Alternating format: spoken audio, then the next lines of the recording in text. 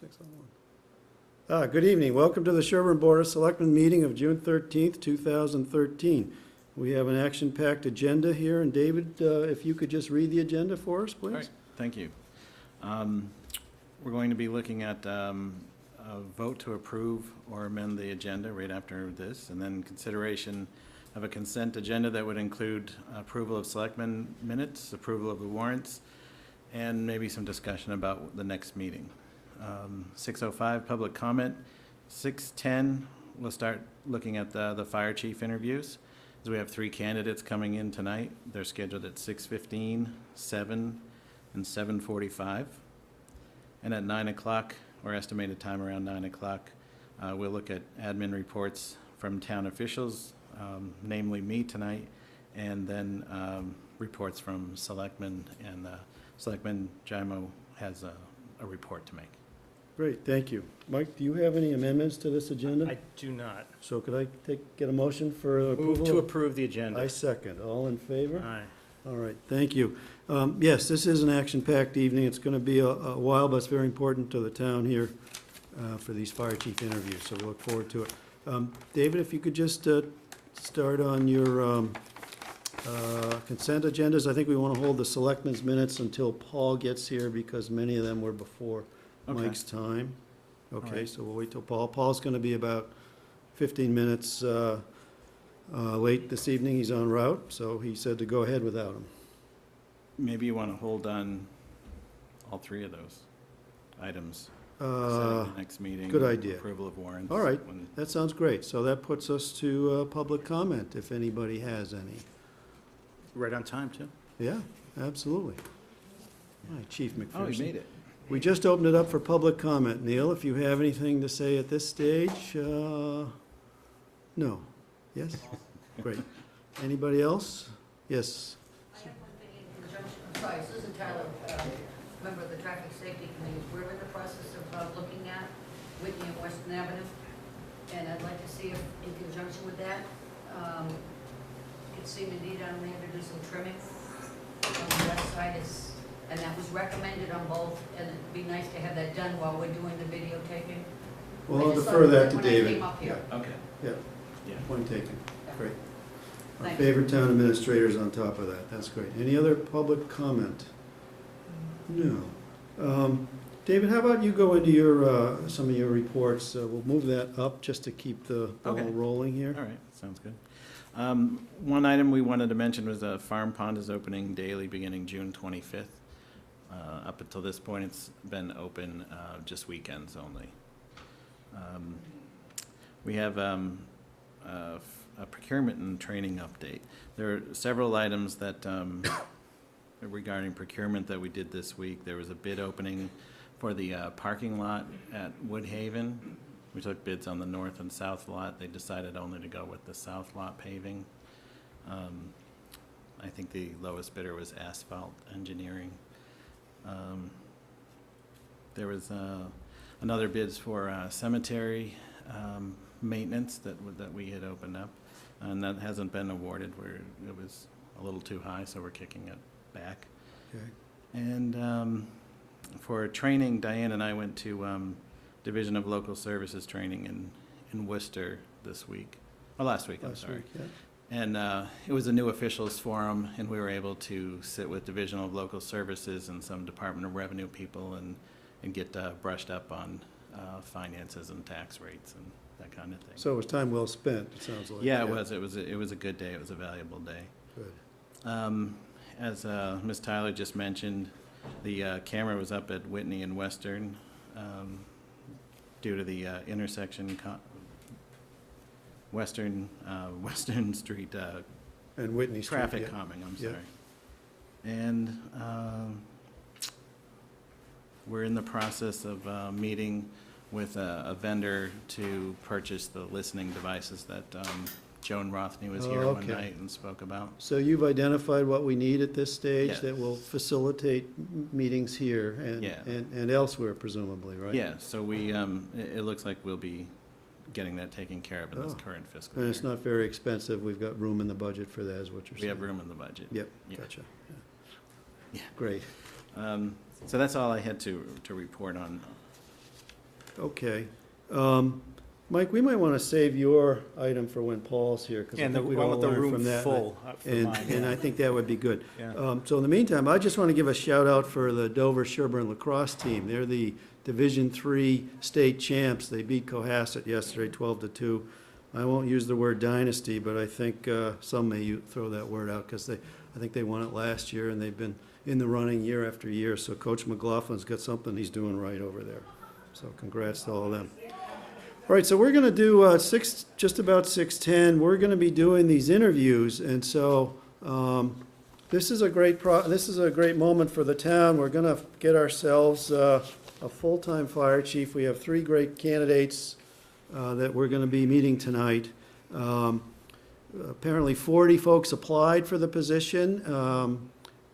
It was whittled down to 10 that had phone interviews, as I understand it, then 7 that were face-to-face interviews, all with the Fire Chief Selection Committee, who were so grateful to re-up and do the process this time, second time around. We appreciate it.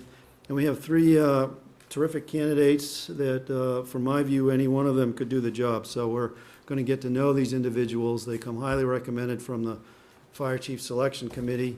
The way we're going to do it, we may have some folks from the fire department here, it looks like, which is great. The challenge is it's the 3 of us up here that have to make a decision. So it's mostly focused on us getting to know the individual, as well as allowing the community to get to know the individual, and you folks in the audience, who, particularly those of you on the team of the fire department, so that you can get to know the person. I think if we're going to go through a process, what I'd like to do is we'll introduce ourselves and each other. I'll have the individual that we're speaking to, we have 45 minutes each, give us a brief overview of their background, how it fits the Sherborn first fire chief opportunity.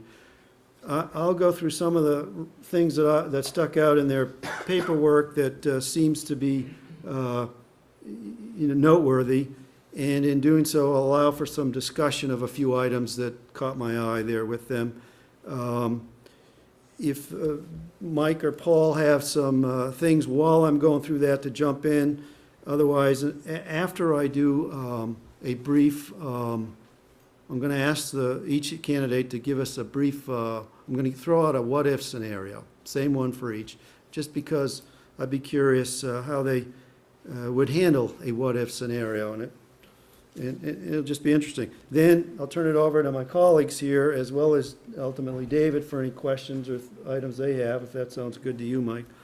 And then allow the candidate to question us, okay? After that, if we're still on track with time, and I've asked David to hit me on the back of the head or throw something at me to keep us moving along, to not hesitate to interject. If the department folks have some particular questions that you need the candidate to respond to, I'll try to allow for that, okay? Otherwise, if the department has some insights and input that they'd like to provide, we're going to be discussing after all 3 have been interviewed, okay? So if that's fair, we certainly look forward to your comments, insights, questions at that point, if you don't need the candidate to answer some burning question you might have, okay? Do you follow me on that? All right, does that sound fair? And then we'll touch base on the next steps, and we'll move on to the next person, and we'll do the same basic structure, if that sounds like a good approach. Sounds Works like for a you? great approach, yeah. Okay. I think we should wait for Paul, though, to actually start questioning these candidates, so that it's fair to the candidates that he's seen everybody. I think that's good advice. So Diane, if you could just come in, we've decided we'd like to wait for Paul. If we can give a few minutes for Paul to come in, even if it delays everybody and stacks them up a bit, that's okay, because it's important for Paul. I And a fair evaluation. think it Yeah, is a fairness issue, I think you're right on. You're good at this. just occasionally, yeah. Yeah, that's great. Any questions from folks in terms of the process then, particularly you folks on the department? You're all with us here. This is a big night for all of us. We have a team of you guys and gals, and we want to make the right choice, right? It's a long-term choice. Have these folks already been introduced to the department, or are you meeting them for the first time tonight? I've met them just from sitting on the committee, the search committee. Okay. First time. first I'm time? going to say all three candidates have come down in the past week Oh, good. and introduced themselves, so. Good. Took a little bit of time, met with Neil and myself, and Okay, good, toured the station a little bit and the town a little bit, so. good. That's great. We have some experienced folks in the fire department leadership and service here tonight. Will there That's be great. any opportunity for public input at any? Yes, yes. Ideally, when we're talking about it, unless there's some burning issue that needs the candidate to respond to, okay? We'll try to get that in. But as far as after tonight, for the people that, because it's a bad night, I know some people wanted to come, but they've chosen to stay home and watch. So afterwards, I don't know I don't know what our next steps will be until we talk about it, okay. okay? That's a factor to consider, for sure. But we're also under a time is of the essence factor as well. Yes, sir, Bruce. Well, given that we are a call department and none of us serve for, as if we were union or on a full-time department, would you consider a more formal process to get the input of the rank and file? I would look to the committee's recommendation on that issue. Yes, the answer is yes, but I look to the committee's recommendation first and foremost, because they haven't put that forth as an approach to take here at this stage. However, I think it would be valuable, and I think that's for us to talk about when we get to that point. So at that point, if you're still hanging in there with us, bring that up again. Otherwise, hopefully these guys won't let us forget it. All right? And under a formalized process, what would you be thinking? How would that be done? Maybe have all three members come to the department for a meeting with the team. And I don't know, maybe we would have some strong opinions one way or the other. And I'm not quite sure how that would be formalized. But Yeah. I'd leave that But, to you. so I'm not sure on that, because they've already been to the department, as I understand it, not in a formal manner, perhaps, maybe it was ad hoc or whatever. But we are a little bit under the gun to make a decision. The decision rests up at this table. The feedback is important. Know that it's, public safety is paramount to this table. I'm speaking for myself, but I think I can speak for these guys, Paul and Mike here. And also having a good team running smoothly is very important in this process. I think that's been one of the things that everybody's tried to focus on here. So we'll see. If you may get the warm, comfortable feeling out of this evening, and others may have that. But it is possible we make a decision this evening. All right? And I hope that you think Do you that's want to try fair. to call Paul and see if he's close? Yeah, because I don't have anything else. I mean, we wanted to hold on this for him. We want to hold on the Did you minutes for prepare a Paul. song for tonight or anything, Peter? No? No, and I gave you my one joke that You did. last It was a time, couple so weeks ago. anything else is going to be bleeped out, unfortunately. That's right, so. And I say it all the time, and it's no funnier each time I say it, I guarantee you that. Yeah. So Mike, so far, you've enjoyed being a selectman. I think you've done a fine job and Thanks, Peter. Thank you. paid attention. He's catching things. Part of it's just showing up. Yes, sir. Say, recently the Tri-County School did a paint job for the CMD of the snow blower.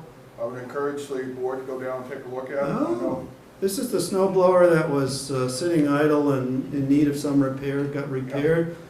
I Got think, repaired. Ed had someone sandblast it, and back in November last year, they took it over to the vocational school, and the students went through and repaired it wow, and painted it. I think you should go down and take a look at it. You'd be very impressed. They did an excellent job. And, that's great. you know, That's terrific. It was a good way to work that out. That's good. Yeah, so I think we're in the process of transferring our old engine 5, the utility pickup truck we had over to the CMD, and they're now talking to the school about painting it green for them. Oh, excellent, excellent. But I think you get a chance to go down, you'll see Sure. what great work the kids So we do. breathe new life into that snow blower, thanks to everybody involved. That's great. Yeah. So, All right, excellent. And don't forget, this is a parade year for the 4th of July. We need floats, people. Well, that'll be for our upcoming I was events told that this discussion. year was not a I don't know. We got a bad I source. know nothing about that. You can't get a hold of them? So he must be in Sherborn, and he didn't answer the It phone? went right to his voicemail, so I told him to text David. Okay. Yeah, I think it, as Mike says, it's worth the wait here. I just wouldn't want somebody to say they didn't get a fair shot because there were only two of us talking to them and other people at three or whatever. Gotcha. Always But if it- thinking like an But attorney. you know? my mind may change if it takes a lot longer. Yes. Otherwise, you're gonna have to start filling in the time. All right. What else do we do, David, in this process? Or if anybody from the committee wanted to embellish what they did to get to this point, I'd certainly welcome that at this stage, since we're still on the part of the agenda that's the overview and so forth. I would only say that it's worth mentioning that Detective Gandino from the police department spent an extensive amount of time doing background checks. Background Put a lot checks. of time into it and really made it a thorough process, so Great. he deserves a little bit of credit That's for the whole process also. So all the candidates have been thoroughly vetted that way? Correct. Good. Yep. And far more than just, your simple computer checks and things, visits and So who of you were on the committee? myself Fred? and Okay. Neil, Yes. obviously, and then Frank Jenkins, Yep. Ron Arrigo, right? Ron Arrigo, Ron, yeah. and Mark Roach. Yep, yep, yep. Great. We were in good hands with that committee. Yeah. And you met quite frequently, you had a lot of interviews, right? You met quite frequently on this whole process Oh, yeah. with this Yeah, new batch. This has been going on for about a year now, this group. Well, but this new batch, you started up again in what, February or something with this January, process? actually, January? January. Where we Yeah. advertised and Mhm. you started responding We and started reviewing. first with, after we went through the screening process, we started with phone interviews. From the phone interviews, we narrowed it down to face-to-face interviews, and then from the face-to-face interviews, we narrowed it down to what you see tonight. Great. Great. All right. Give them another 5 minutes. Yeah, we'll give you 5 minutes, otherwise I think. You have any personnel to come in to see if he can give you any information while we're waiting for Paul? Yes, that would be great. Because he's the one who's trying to sail off into the sunset. So say maybe we should just hire him and build the whole trick. Yeah. Yeah. Do I have a motion? No, I don't think we do that to Neil.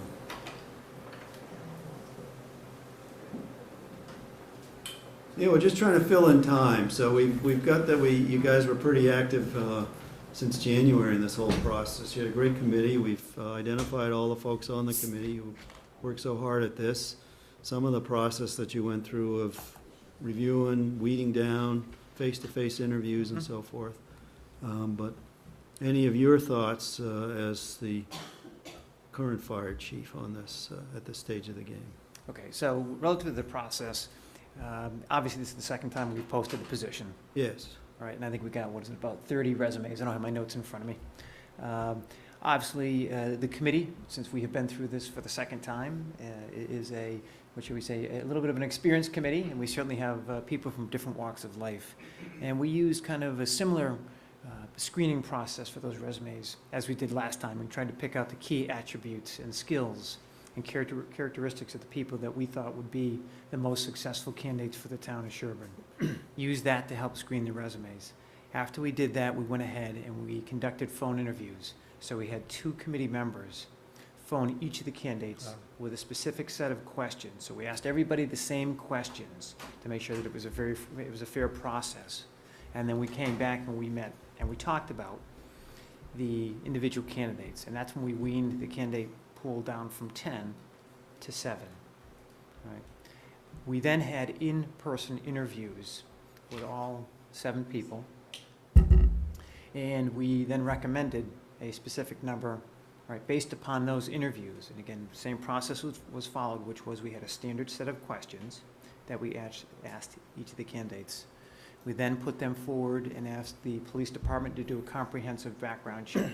That comprehensive background check included visits to the communities in which they worked, right, visits to their home, their neighborhood, Wow. friends, references.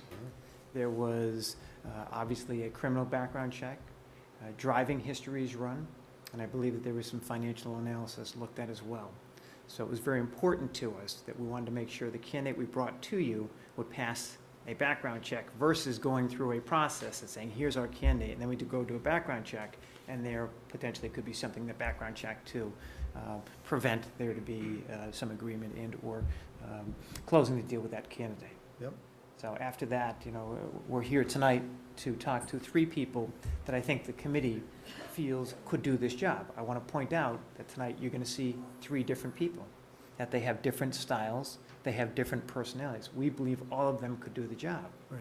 We believe, though, based upon some of their experiences and some of their styles, that some candidates may be a better fit for the town than other candidates. We as a committee chose not to vote because we didn't think it was within the purview of our charge to go ahead and select a single candidate and say that one candidate was better than the other candidates. I think that individuals certainly had specific preferences for candidates, but again, we did not come as a committee up with one candidate that we would more strongly recommend than the other candidates. But I think you'll see as you interview these gentlemen tonight that there is certainly some experienced people here, people with very different personalities, but all of whom could do this job. Great. Can you quickly, before we bring them in, just, hi, Paul, come on up, welcome. The key attributes that you were looking for, some of, just in summary for folks that don't Sure, really okay. understand what we. So some of the things that we were looking for is, first of all, somebody who is experienced in fire and EMS, right? Yes. Very simple concept, but Yeah. somebody who is still current in fire and Yeah. EMS. We had some candidates who had not worked for many years in fire and EMS, and things change on a regular basis. So certainly current. When we talk about leadership, leadership is very important to us. Somebody who had experience with people management, somebody who had experience with budgets, and you'll see tonight that people have different levels of experience, certainly with the budgets, people who had experience with grants. Somebody who's not afraid to be a working chief. Anybody who comes to the town of Sherborn thinking you're going to sit in your office and not respond to calls would be grossly mistaken based upon Sherborn and the type of community and the need of the fire chief. So we wanted to make it clear and make sure that you had a candidate who would be comfortable going out on a fire truck, working on the ambulance, because all of the chiefs, past 3 who are sitting in here, have had to do that. We've had to do transports and certainly had to drive engines, fire engines to specific calls. Right. The other part becomes communication skills were important to us. Emergency planning was something that we looked at, although not all of the candidates have that skill.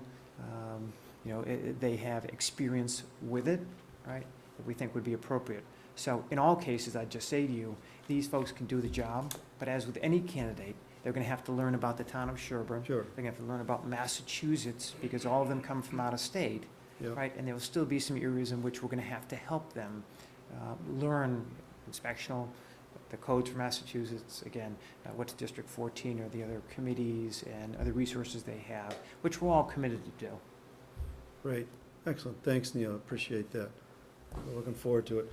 Paul, we held off on the agenda on a couple of things, just so you know, because we didn't approve the minutes or the warrant, talk about the next meeting, and we held on Mike's talk about smart sewering. We tried to fill in a little bit. So we're ready to get going on the first candidate, if you're ready for that at this stage.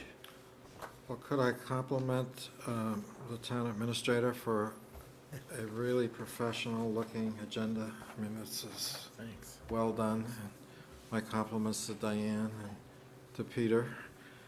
I had nothing to do with that. This is, Well done. 15 minutes behind on that agenda, however. We should get keep going. moving. okay. All right, Diane, we're ready to rumble.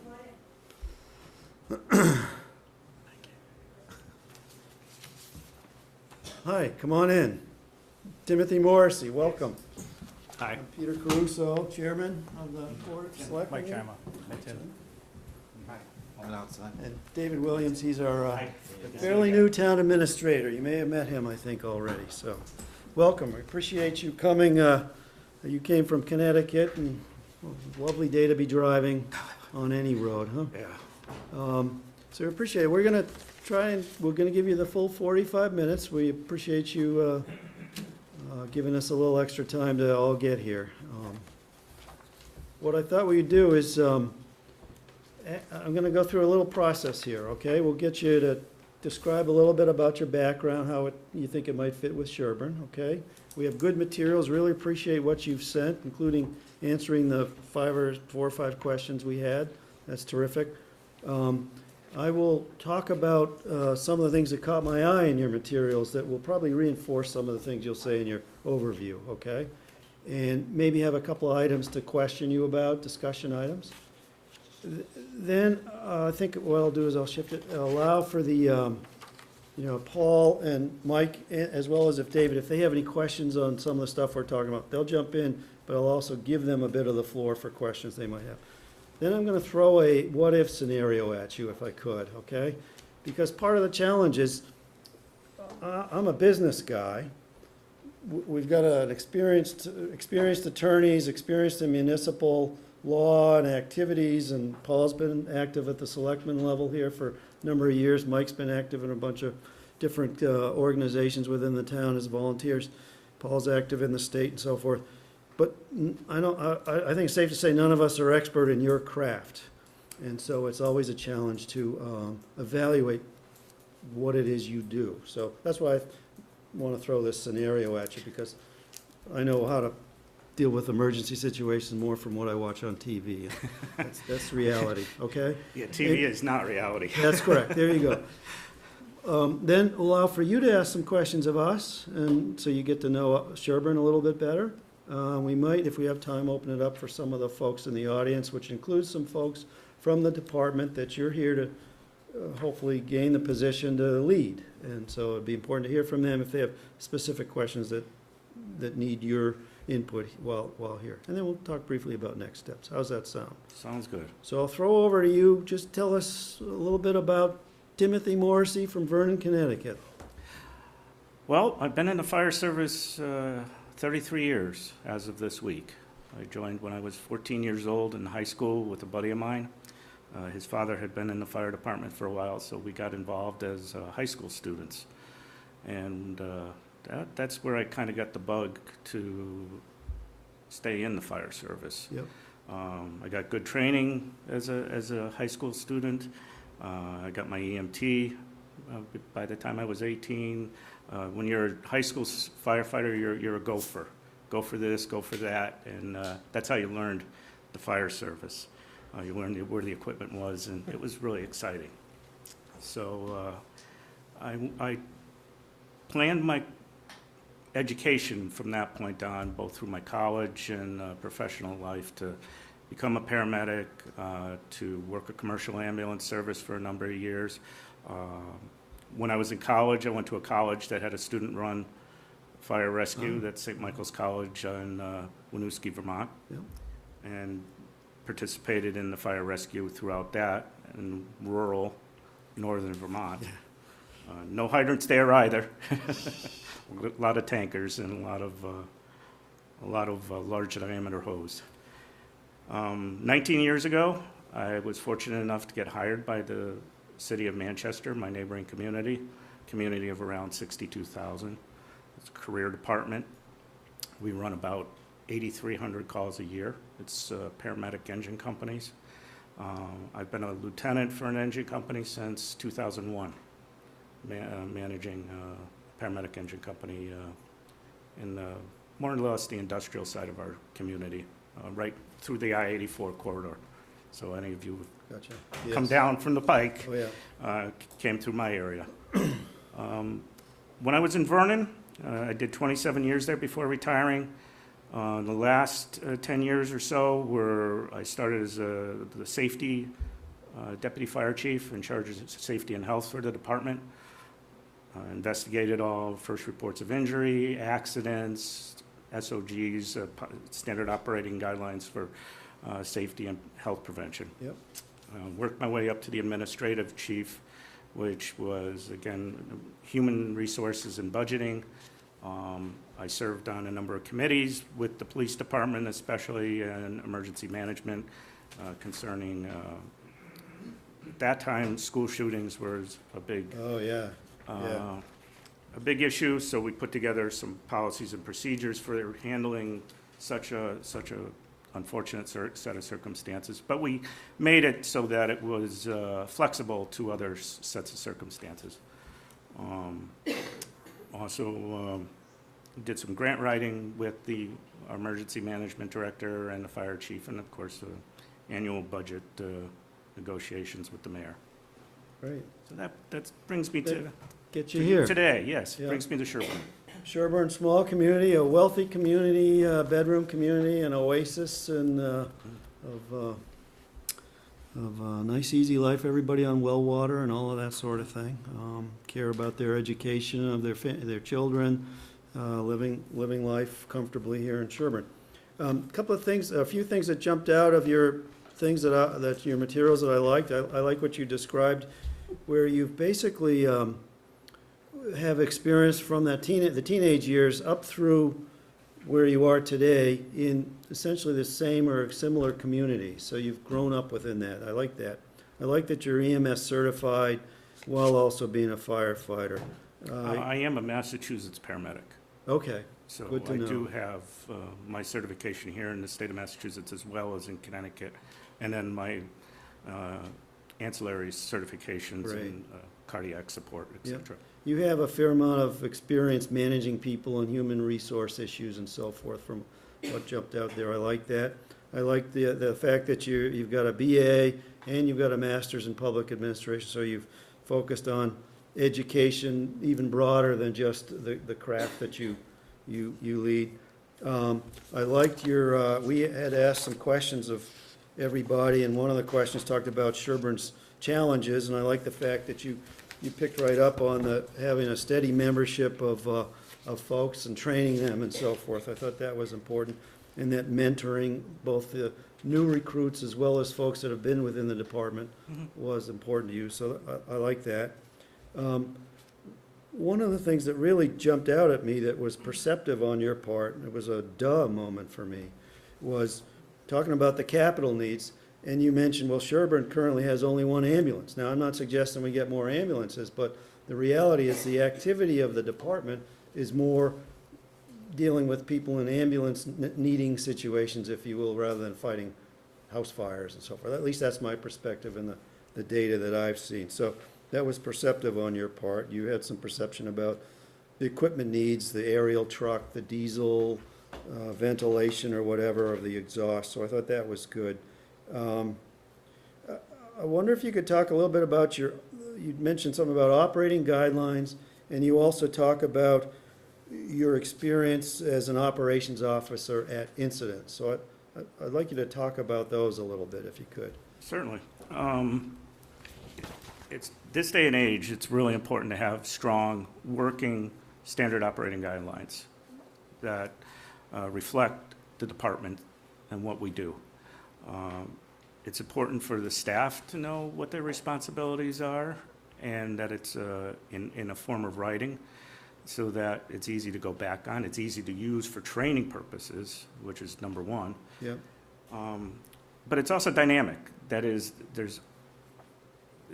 the SOG book is never complete. Right. It's always moving forward. It needs to be looked at on an annual basis. And Do you know if we have one? I do not. Sherborn? I do not know specifically that you do or not. But like in any department, it has to be, like I said. Well, you bring a fresh perspective to it, presumably, so, if we have one, so, Right, and if we don't, then obviously we do need to put one together. right. And review it often. We get new policies and new training ideas, both from the fire academies, from NFPA, working with other departments even, just realizing what other fire departments are doing. Gee, maybe we should be considering doing this and writing it down as well. Yeah, It makes it easier to accomplish the job at hand. Is that part of emergency preparedness as well? Neil, our current chief, he gave a brief overview of some of the things in the process to get here to, the three candidates tonight, all of whom, any one of whom we think could serve the town well, which is great. We're fortunate to have you and others interested here, but emergency preparedness seems to be something the town needs to focus on a bit more, and the question is where you might fall in. Right, and I've done capability. quite a bit of emergency preparedness work in Vernon. The big hazard we have is we've gone through in the past 10 months or so is weather. Yeah. And preparing for weather incidents. Whether it's the hurricanes or the tropical storms that we've had in the past and had last week, or just the major snowstorms in the wintertime that just lock up this community. We have to be prepared for the what-ifs. Yep.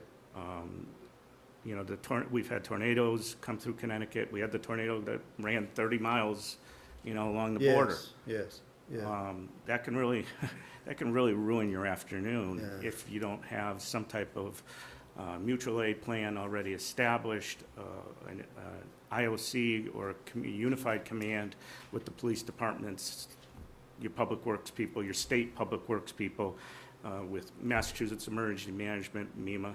We have to be all on that same page so that we can pull out that piece of paper that afternoon or be ready to go to work. Right.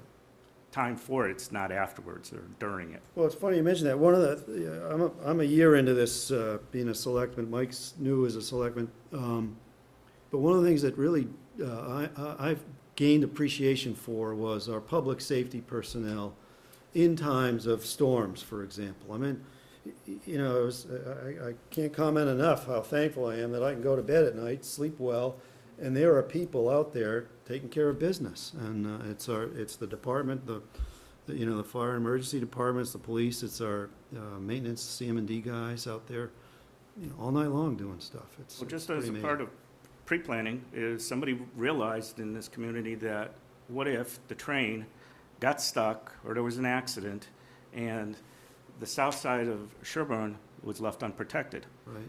So they moved the fire apparatus over to the garage and farm so that now that side of the community would be protected as well as the north side of the community if, in fact, the town was divided. Gotcha. And you wouldn't have to wait for See, I- Holliston or Millis or Dover to handle that side of the community. I didn't appreciate that, so I just learned something. Wow. You live on the north side. We Yeah, figure well, that all the I time. live in Ashland. You kidding me? They take care of me. But it's things like that, the what-ifs. that, Yes. We never thought of initially.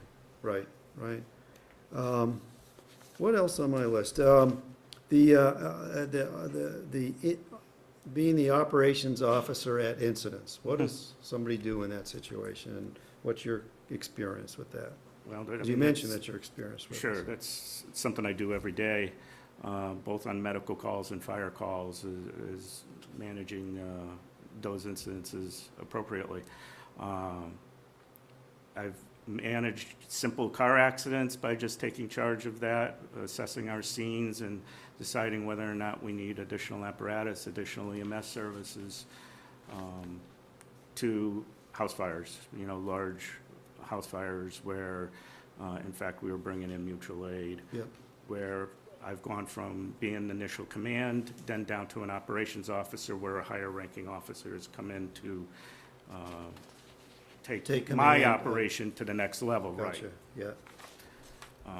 Again, very important in the training process that everybody, again, knows ahead of time where the proper procedures for handling those incidences are, and that goes back to our training, and it goes back to our SOGs again, so that everybody's on the same page going into whether it's the small car accident that may become a big car accident because we either have too many patients versus how many providers we can give to them initially, or we have a significant wreck where we're going to have to use mechanical tools to actually get the person out of it. Again, it may strap our needs of our community very quickly.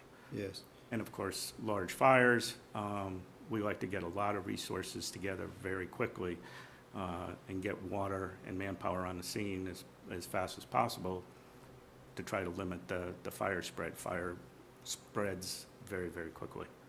And we Okay. don't want to, especially, again, a rural community, we're also relying on mutual aid from the neighboring communities that bring their manpower and their water, and we provide that when they need us. Right, right. But again, we have a unified system that we're all together on.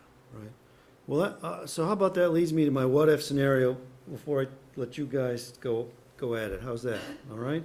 And I threw it by the town administrator, and he didn't look at me like I had two heads, so I'm gonna do it. So let's say you're out at a restaurant on a Friday night. It's 9 o'clock on a Friday night, and you're there with celebrating a friend's birthday, right? But you're the fire chief. And a tanker truck's coming through town, and it's got unknown caustic or toxic material that may or may not be combustible, all right? And it hits a car with 3 teenagers, Sherborn teenagers in it. The tanker flips over. The driver's injured quite severely of the tanker truck. The kids in the car, one's trapped behind the wheel, let's say. One's walking around dazed. One's probably not injured but is out walking around hysterical. What do you do? Is it right in front of the restaurant? That is all right. No, it's here. Oh, No, it's okay, in I'm gonna- downtown. It's in downtown. You're 10 minutes away. You're 15 minutes away. Yeah, you go know? get something to eat. Yeah, you're in frame. You're in framing. Yeah, Well, Yeah. maybe more than 10 minutes if it's the traffic, but. yeah, that's right. Yeah, I was going to even throw in that if it does it right in front of the main fire station and it blocks one of the doors And of it's the at 5 equipment. o'clock. It's at nights of I'll Friday. do the 9 o'clock at night. So I'm going to try to, in a way, to get as much information as I can. yeah, From the police department, yeah, listening to the radios, listening to members of the department who may be able to get there before I do, Yeah. and getting a scene size up. Scene size up's really important to anything we go on. What do we have right off the hop? He's just going to say what he said. You just gave to me. I got the tractor trailer. It's got placards all over it, and I got kids trapped in the car. Yeah. The next thing we need to know is if there's an imminent hazard to us coming into that scene. What do those placards tell us? Many of us, I know I carry a DOT yellow book. We carry them on the fire truck. We can open these books. It tells us whatever that truck is carrying off the numbers that we're able to see off of it. So it'll give us a ballpark idea of if there's a leak of a product in there, what to watch out for. gotcha. That also will lead into later on if we need to do evacuations, if there is in fact leaks and fire, especially if it's caustic or combustible mixed products, Sure. stuff that you just don't want to hang out with. The other thing is, what are we going to need for resources? Already, this scenario you've given us, we're going to need multiple ambulances. So again, we only have the one ambulance. We need to get mutual aid ambulance into our community. Do we need foam resources? If there is in fact a leak, do we have adequate foam resources? Do we need to call in special from another community that special handles a foam trailer and is able to handle that? And again, what type of personnel, how many at 9 o'clock on Friday night? Or did everybody take off and, it's down at the beach because it's the 4th of July weekend? I need to get trucks on the air and rolling. I gotta be working, again, with the police department about, we need that road closed off. We need a working room safely for us. What's the weather doing? Is it tonight when it's rainy, or the other night when it's rainy and windy? And if we did have a corrosive or water product that with water wouldn't be Yeah. too good for us, Yeah. do we have to eliminate an area? Do we have to close off what we call hot areas so that we're going to work from a cold area back in? Maybe we can work safely from the back of a Yeah. car to Yeah. get these patients out. A lot of things going through your head in that first 10 minutes. Sure. And then you have to have a plan B and a plan C because of those unknowns. That's right. Yeah. What if the mutual aid ambulance breaks down? They can't make it. What if the train is crossing the tracks and, do we now need Natick and Framingham coming in from the north end of town? Gotcha. Great. All right. And there you go. Well, Hopefully it's I not learned a something car from that. accident. That was perfect timing. I'll go to Paul, or go ahead, no, go ahead.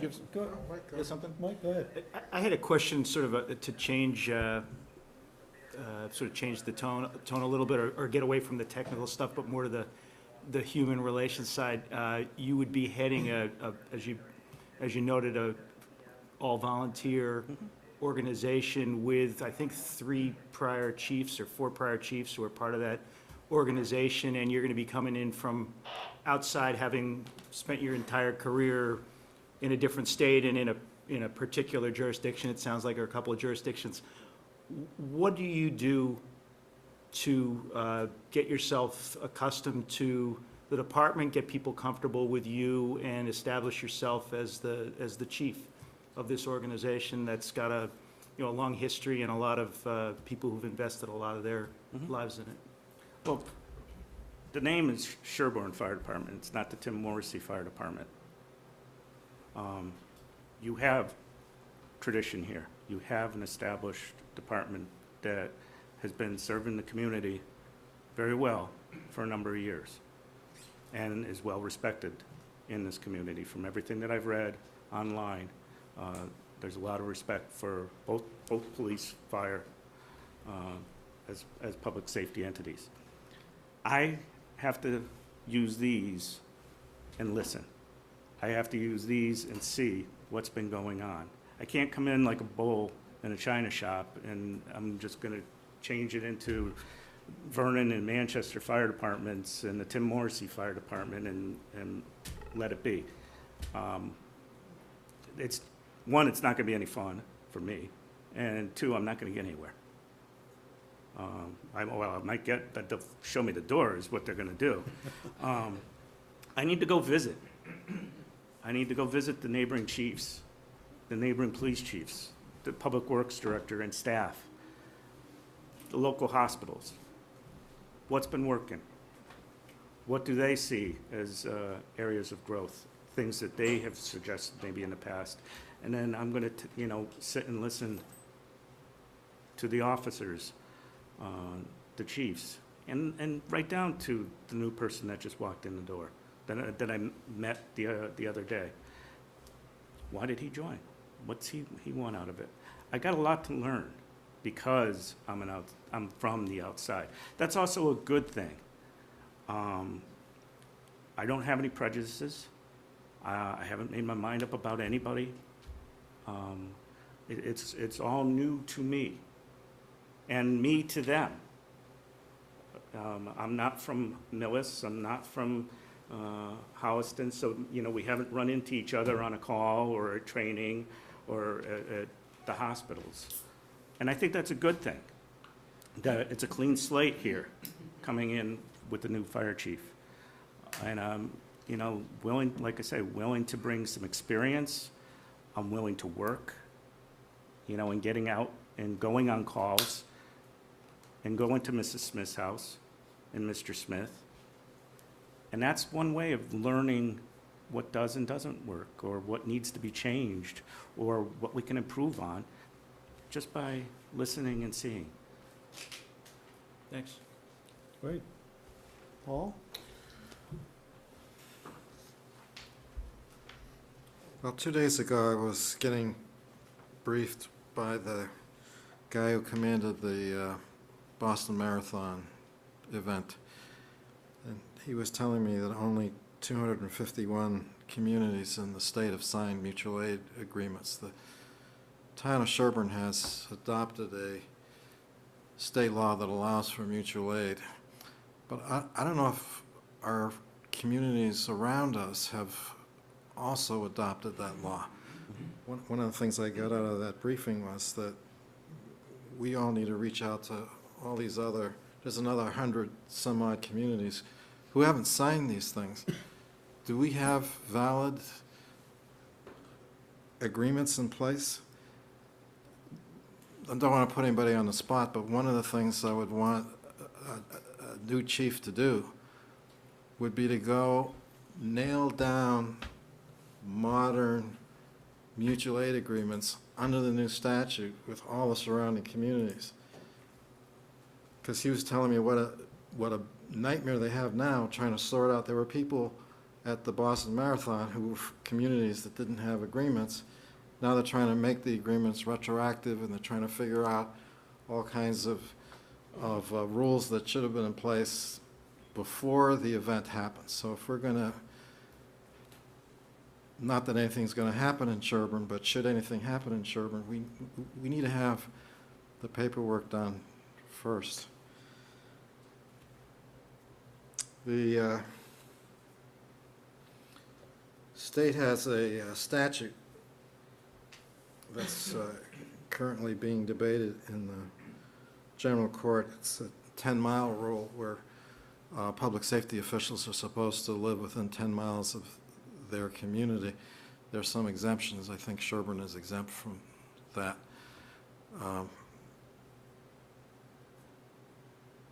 But I saw from your paperwork that you would be interested in moving into this area. The 10-mile rule is a good rule, whether or not it's mandatory on Sherborn. It's a good rule because with a call department, you've got to be able to respond.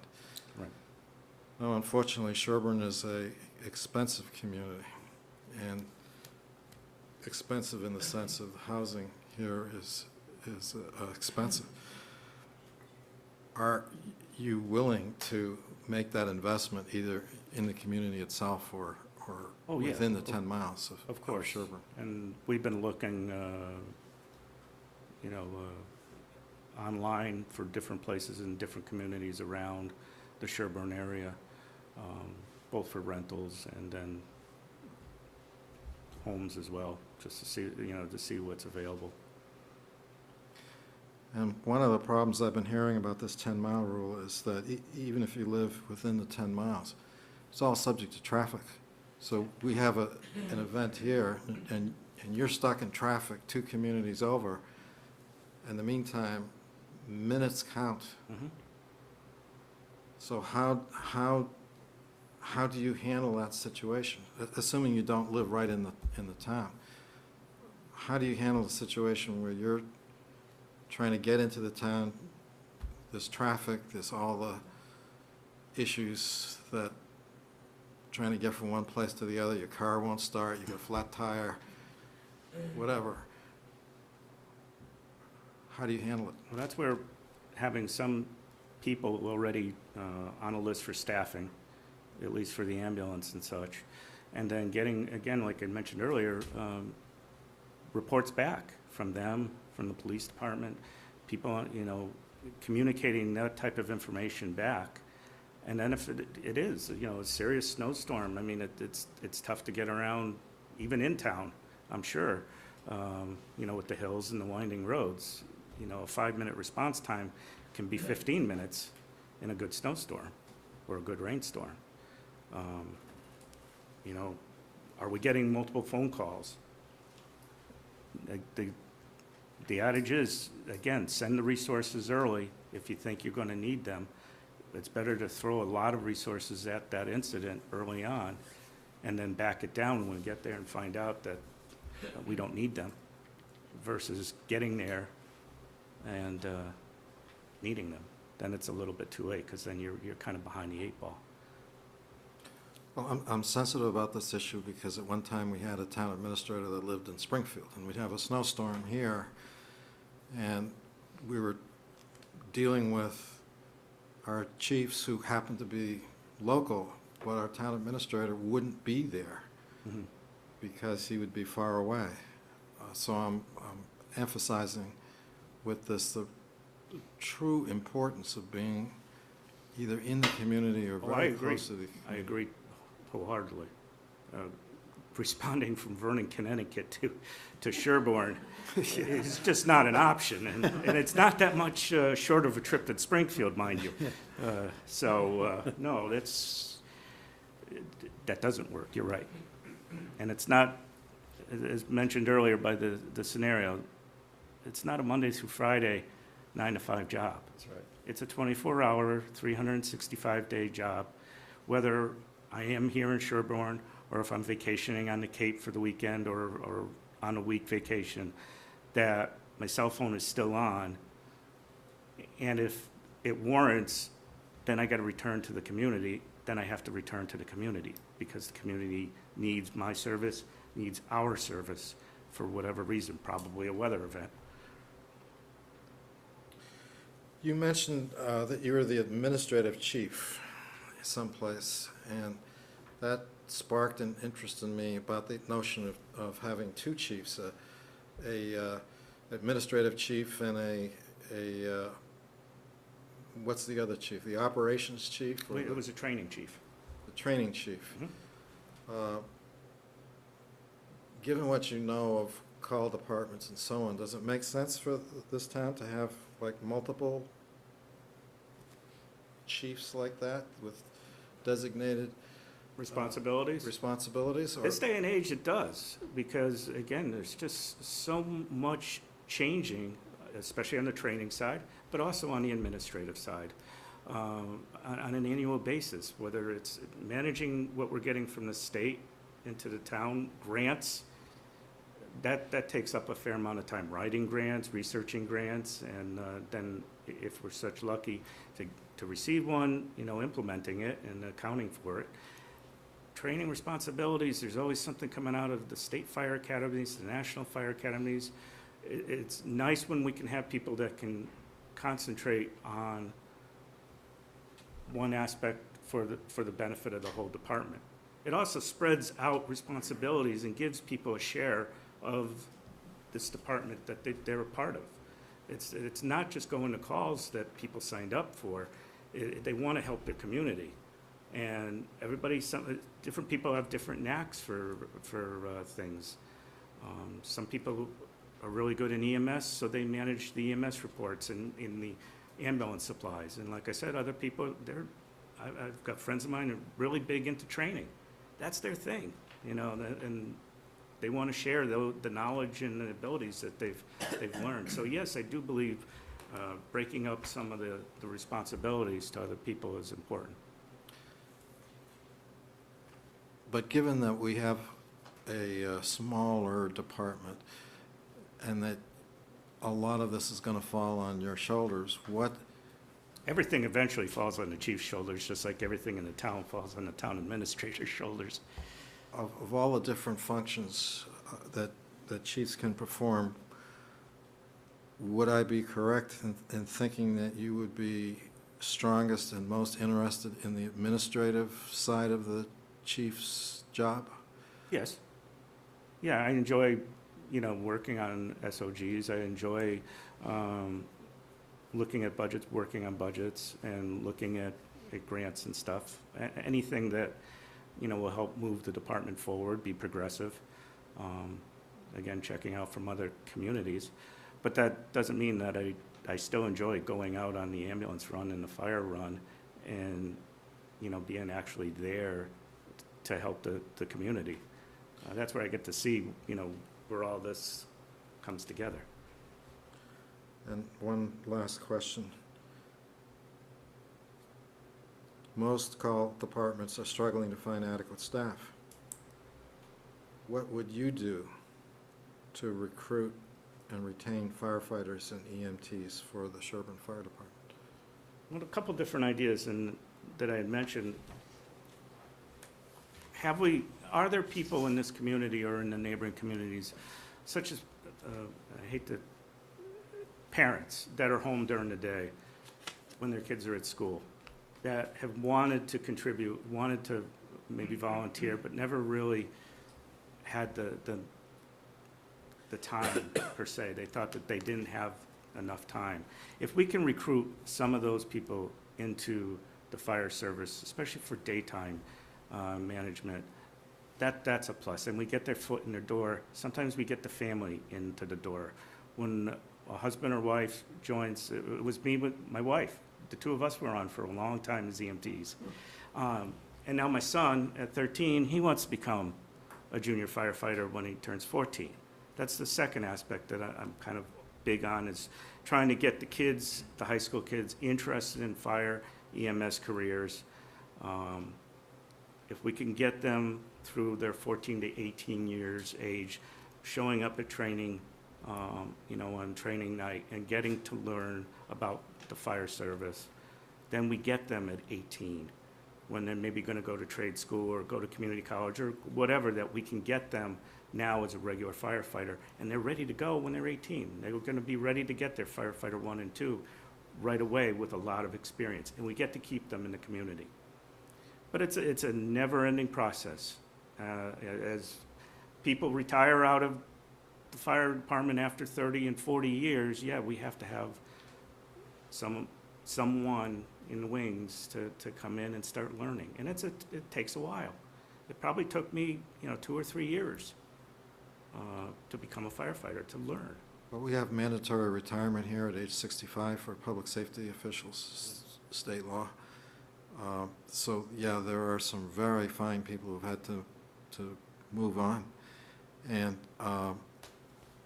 they have to be replaced. So Yeah. the junior firefighters through the high school families, is this something that you would do yourself, or would you Well, motivate? I'm under the impression that there's a regional program Yeah, in the that's what I area that is a start. Like I said, I have a 13-year-old, so he likes to go with Dad on fire calls, and he's starting to develop his own ideas. His blood, Yes. it's in his blood.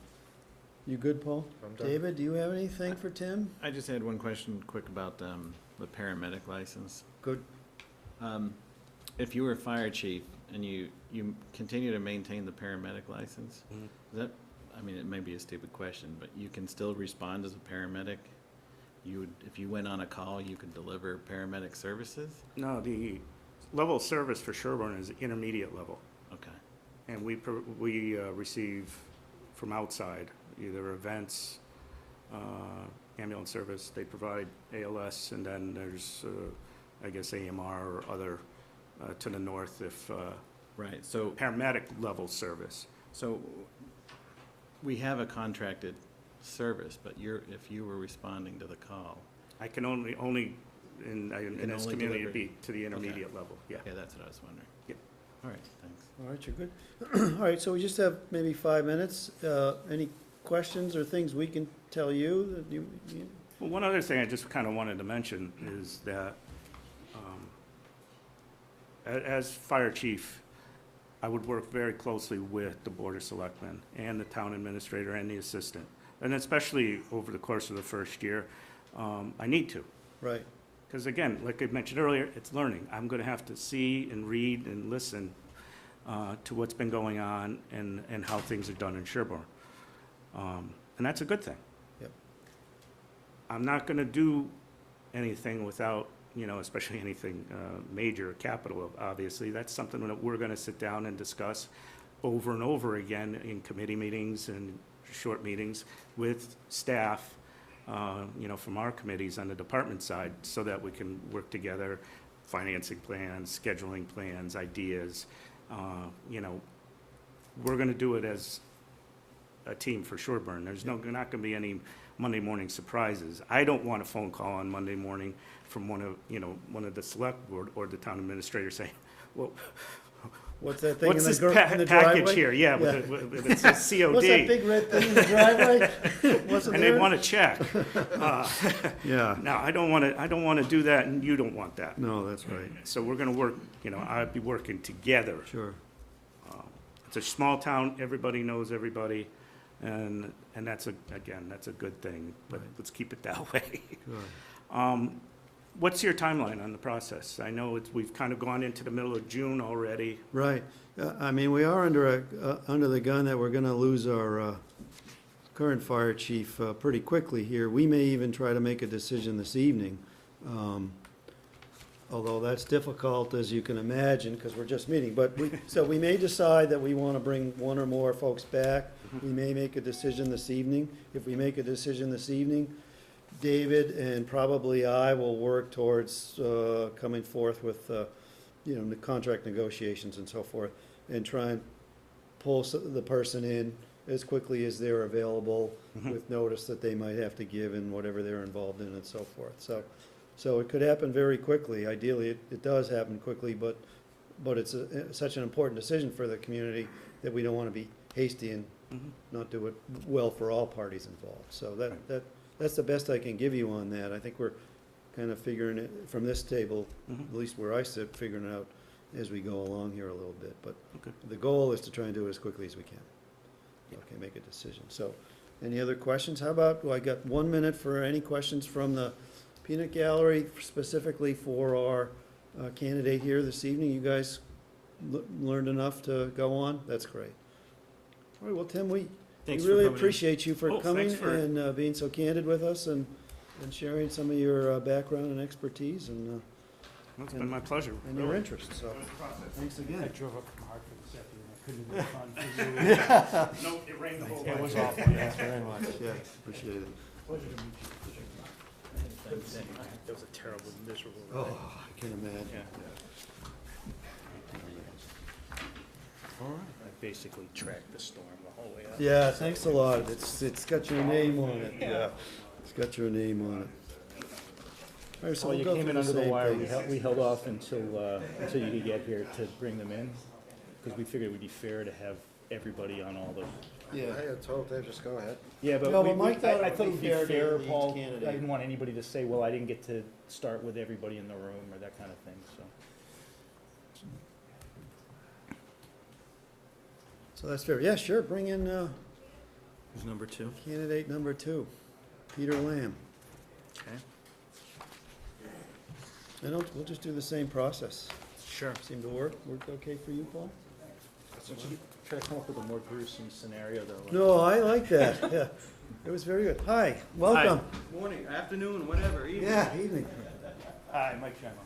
Mike, Pete Lamb, nice to meet you. Peter Caruso, thanks for coming, really. I love your Glad tie. you're here. Thank you. Yeah. Well, have a seat. Make yourself comfortable. What we're gonna do, Pete, is, just kinda go through, have you talk to us a little bit about your background and a brief overview, okay? I'll kinda go through your, materials that you sent, really appreciate what you did send and answering the questions that we had for you and so forth. And then, I'll identify some things that caught my eye that were interesting, some of which may reinforce what you described in your overview. Have a few items to discuss perhaps. Then I might throw I will throw a what-if scenario at you, because one of the things is, I got 2 lawyers here, 2 attorneys, and I'm a business guy. What you do for a living is, mystery to me somewhat, so trying to evaluate it, this is one of the ways to do that. The gents that I'm with will have some questions. Town administrator, who's David, will have some questions perhaps. Okay. We'll allow for you to ask some questions of us. If we have enough time, we might have some of the folks in the department, if Certainly. they have specific questions for us. Certainly. Okay? So why don't you just give us a little bit about your background and what brings you here and the interest in this opportunity? Okay, I'm a third-generation firefighter. My grandfather, who I never met, was actually at 18 years old. He was a horseman for the steamer fire engine in the city of New London. I started my career as a junior firefighter at 15, but we had motorized apparatus then. I got involved in the fire service at 15 because my father was a member. He was a captain and a founding member of the ambulance squad. And it piqued my interest. I found out at about 16 that if you went and got a college degree, you could be a career firefighter somewhere. So off I went to get my college degree. And during high school, I was in a work program where we could leave at noontime if you had a piece of paper from your employer saying you're going to work. Well, the employer that I worked for, his grocery store was right across the street from the fire station. And he was a life member of the fire department. So when the whistle blew, it was okay for us to leave to go to the fire station. So needless to say, high school, I spent a lot of time at the fire station. Part of that caveat was you had to maintain a C+ average in your grades to stay on the fire department. Met a girl in high school that we ended up getting married 36 years ago, I guess it was, Memorial Day weekend. I have 3 kids. I went off During that time, I became an active volunteer firefighter in several communities from where I worked or got to know other folks. I then got a job as career firefighter EMT at General Dynamics Electric Boat in Groton, where I received several commendations for life-saving things and safety awards and things like that. From there, I went to the submarine base Groton, or actually submarine base New London, located in Groton as a firefighter EMT. There, I became an acting captain on my shift. Our shift was 24 on, 24 off, 72 hours a week. We got a couple accommodations there and safety awards and suggestion program awards there. During that time, I was still an active volunteer. The local fire marshal approached me to go to fire marshal school at the state police academy. So I took that class and became a certified fire marshal in the state of Connecticut and got the rank as part-time fire inspector for the community. Shortly thereafter, I was promoted to deputy fire marshal. On my days off, I would inspect buildings and go from there. Then the town approached me to become the fire marshal full-time fire marshal on a part-time basis. And at the time, I said no. I wanted to make the submarine base, the government, my full-time career. That turned into roughly 18 months, and then the town came back and said, what will it take you to be our fire marshal? They had a fire marshal, but he was getting up in age. And long story short, we negotiated, and I became their first career fire marshal. I stayed there 7.5 years. During this time, I was also a regional fire instructor at Willimantic Firemen's Training School in Willimantic, Connecticut, where we taught fire service classes as well as the Navy reservists as well as the nuclear power plant folks, and we taught them, so I would take comp time or vacation time to teach on the days that I was supposed to work as a marshal. From there, I wanted, because I was teaching all the different fire classes and whatnot, and tactics and strategy, and we'd go to a fire as a fire marshal, and, you know, I would see something pointed out to the fire chief, and the fire chief would, a couple of fire chiefs back then were the old cigar in the mouth type guys, and, you know, they didn't like young whippersnappers, so to speak, and, you know, we'll worry about the fire, you worry about the ashes later, they would tell me. So I decided to, the income tax was coming to Connecticut, real estate taxes were going up, and I couldn't afford the house I lived in, that was I helped my father build. So I applied to Lisbon, Maine in 1991, and I was the finalist after 69 candidates. I was the #1 candidate and chosen. Was there 7.5 years. They had 2 separate departments. One station department had lime green trucks, the other station had red. When they bought 2 new trucks in 1977, I wasn't there at the time, but in 1977 they bought 2 lime green trucks because that was the color of choice back then. That was supposed to be the new and great color. And the red station refused to accept the red truck, the lime green truck, so they ended up having a special town meeting and painting the truck red. When I got there, the red truck and the lime green truck and several other trucks. Something we do. When I got there, the trucks had never been inspected or pump tested, so we ended up bringing an outside concern in because I didn't want it to look like I was testing the trucks to get new trucks. So we ended up refurbing 2 trucks, putting 1 truck in an accelerated program to be replaced, more or less put it in reserve status. Did some minor work to it, mainly fixing the holes in the water tank so that it would hold water. because it would only, out of a 750-gallon tank, it would only hold 150 gallons. But other than that, then we did a capital improvement plan, and that was accepted by the community, a long-term replacement schedule and finances and so forth, and that was accepted. During all this, several things changed. The town manager I had was asked to resign, I guess was what happened. And the agreement that he and I had was after my probation was up, my salary was going to get boosted, and I had a salary schedule that was presented. Well, as everything happens, you know, a new board, select board comes in, and they claim that all those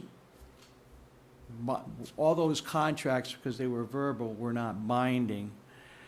So we ended up staying there, and then Newport, New Hampshire opened up, and I had applied there previous to Maine. So I applied there just to see where it would go. And lo and behold, they asked me to come, and I didn't want to go. I wanted to stay in Maine, but they offered me some ridiculous money, and my wife was on the other phone with a legal pad, and she said, "We're moving." I looked at her. So I went to Newport. Newport was a combination department, population about 6,500 at the time.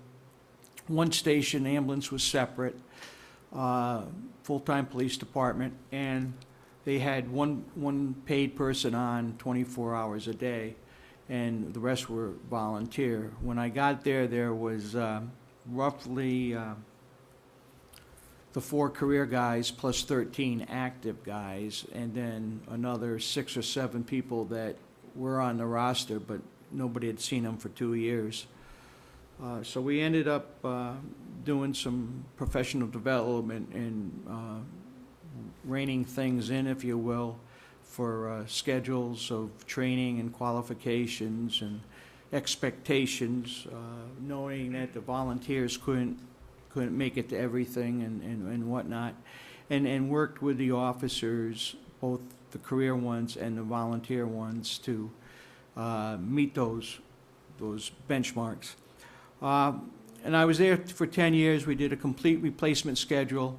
I was working on a joint public safety complex arrangement, and the manager didn't want me to pursue that. So then the board changed, and we had some issues, and not major issues. It was just that they started to micromanage more than I thought they should. And it got to a point that after I got vested in the retirement program, an opportunity came along that I thought was a good opportunity. So we negotiated myself out of the Newport Fire Department, and my opportunity, because that's when the stock market and everything went south, so didn't my opportunity, but I had already signed on a dotted line, and when I commit myself, I commit myself. Yep. So Yep. from there, I dabbled around, traveled the country, trying to get jobs, and I came in number 2 a lot of times. A lot of times I was told, well, if you had a bachelor's degree, we'd hire you. And I said, well, I don't have a job. I can't afford to get a bachelor's degree. It's a catch-22. So lo and behold, I applied for a job in Fulton, Kentucky, and I didn't even know where Fulton, Kentucky was, but it was a combination department. It ran a city fire department and then a combination, it was paid and volunteer personnel, and then it ran 2 ambulances out of another fire station in the southwestern part of the county. And then we had automatic aid across the state line into South Fulton, Tennessee. And if you go back a ways, that's where, after I left, they had the controversy of you don't pay for your fire insurance, you don't get a fire truck. Yeah. So that was where, just to paint the picture of where I was. While I was there in Fulton, we had the Mississippi flooding. And I was involved in the county EOC. staffing, and I was there relatively short time, but the night that they were gonna blow the levee, the emergency management director put me in the EOC, which isn't that far from the Mississippi River. Now, I'm wondering if he figured that if they blew the levee and it didn't work, that the EOC was gonna get flooded out, and so wasn't the guy from the north. But anyways, long story short, the building shook when they blew the levee and things from there. When I was hired in Fulton, the mayor and the town manager, or city manager, they saw my credentials and whatever, and they said, how does that line up to Kentucky? And I said, I really don't know. Kentucky is IFSAC, and most of my certifications are pro board. You know, it's a east-west deal, I guess. And the manager, who used to be a fire chief, said, oh, you shouldn't have any problems with all the classes you've taken. Lo and behold, the state of Kentucky said I had to take 8 classes, weekend classes, to meet their certifications. So I started that process. A new mayor was elected.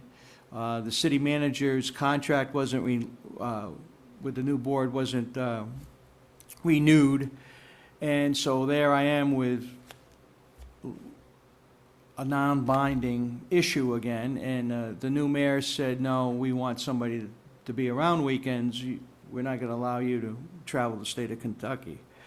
So in June 29th of 2011, I came back to New Hampshire. During the time from 2008 and whatnot, I started working part-time jobs here, there, you know, odd jobs. And then I went to work for Community Alliance Transportation, which is a regional nonprofit transit bus company, small little, a little bit bigger than an ambulance, but Yep. like a 24-seater. And I worked for them and driving bus, and then working on the buses because they didn't have money, and, you know, they were sending it to a mechanic for things that I could fix for them, so I would fix the buses where I could. From there, I became during that process, I became a member of the Sunapee Volunteer Fire Department, town of Sunapee, where I'm an active firefighter EMT. Though I live in the other community, I respond similar to several of the individuals here in this community do. Then one of the deputy chiefs works for a local gravel concrete company, and I went to work for them during the season, driving a Caterpillar dump truck and working on the processing plant. Other than that, throughout my career, I've been lucky enough to be the president of the New England Fire Marshals Association, president and charter member of the Maine International Association of Arson Investigators, a founding member and past president of the New London County of Connecticut Fire Marshals Association, and I'm was an active member of the New England Fire Marshals as well as the New Hampshire Fire Marshals, but since I'm not a chief anymore, I can't afford the dues and don't participate in those organizations as much. I got an associate's degree, my executive fire officer program, which is a 4-year intense program where you have to write graduate level papers, which I was able to do, but was very difficult as not being out of school for so long to meet those college benchmarks. Yep. From there, I'm just active. We founded a regional hazmat team in the Midwestern Hazmat Team up in New Hampshire. I'm currently on that board as well, and that's why I was selected this past week, and I was in Baltimore at their international 30th annual conference. I enjoy boating, ATVing, fishing, Yep. skiing, firehouse mobilia, and travel. Excellent. And I like the fire service. I still, like I said, I'm a volunteer in the other communities, and I'm more so semi-involved in a regional fire mutual aid group.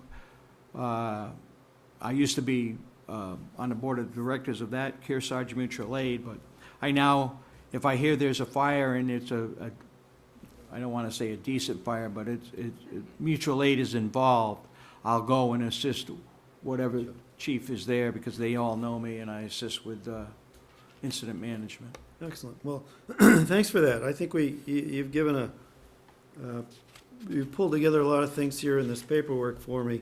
What jumped out at me when I read all this was a few things. You clearly have experience being the first chief in some communities, a couple of communities.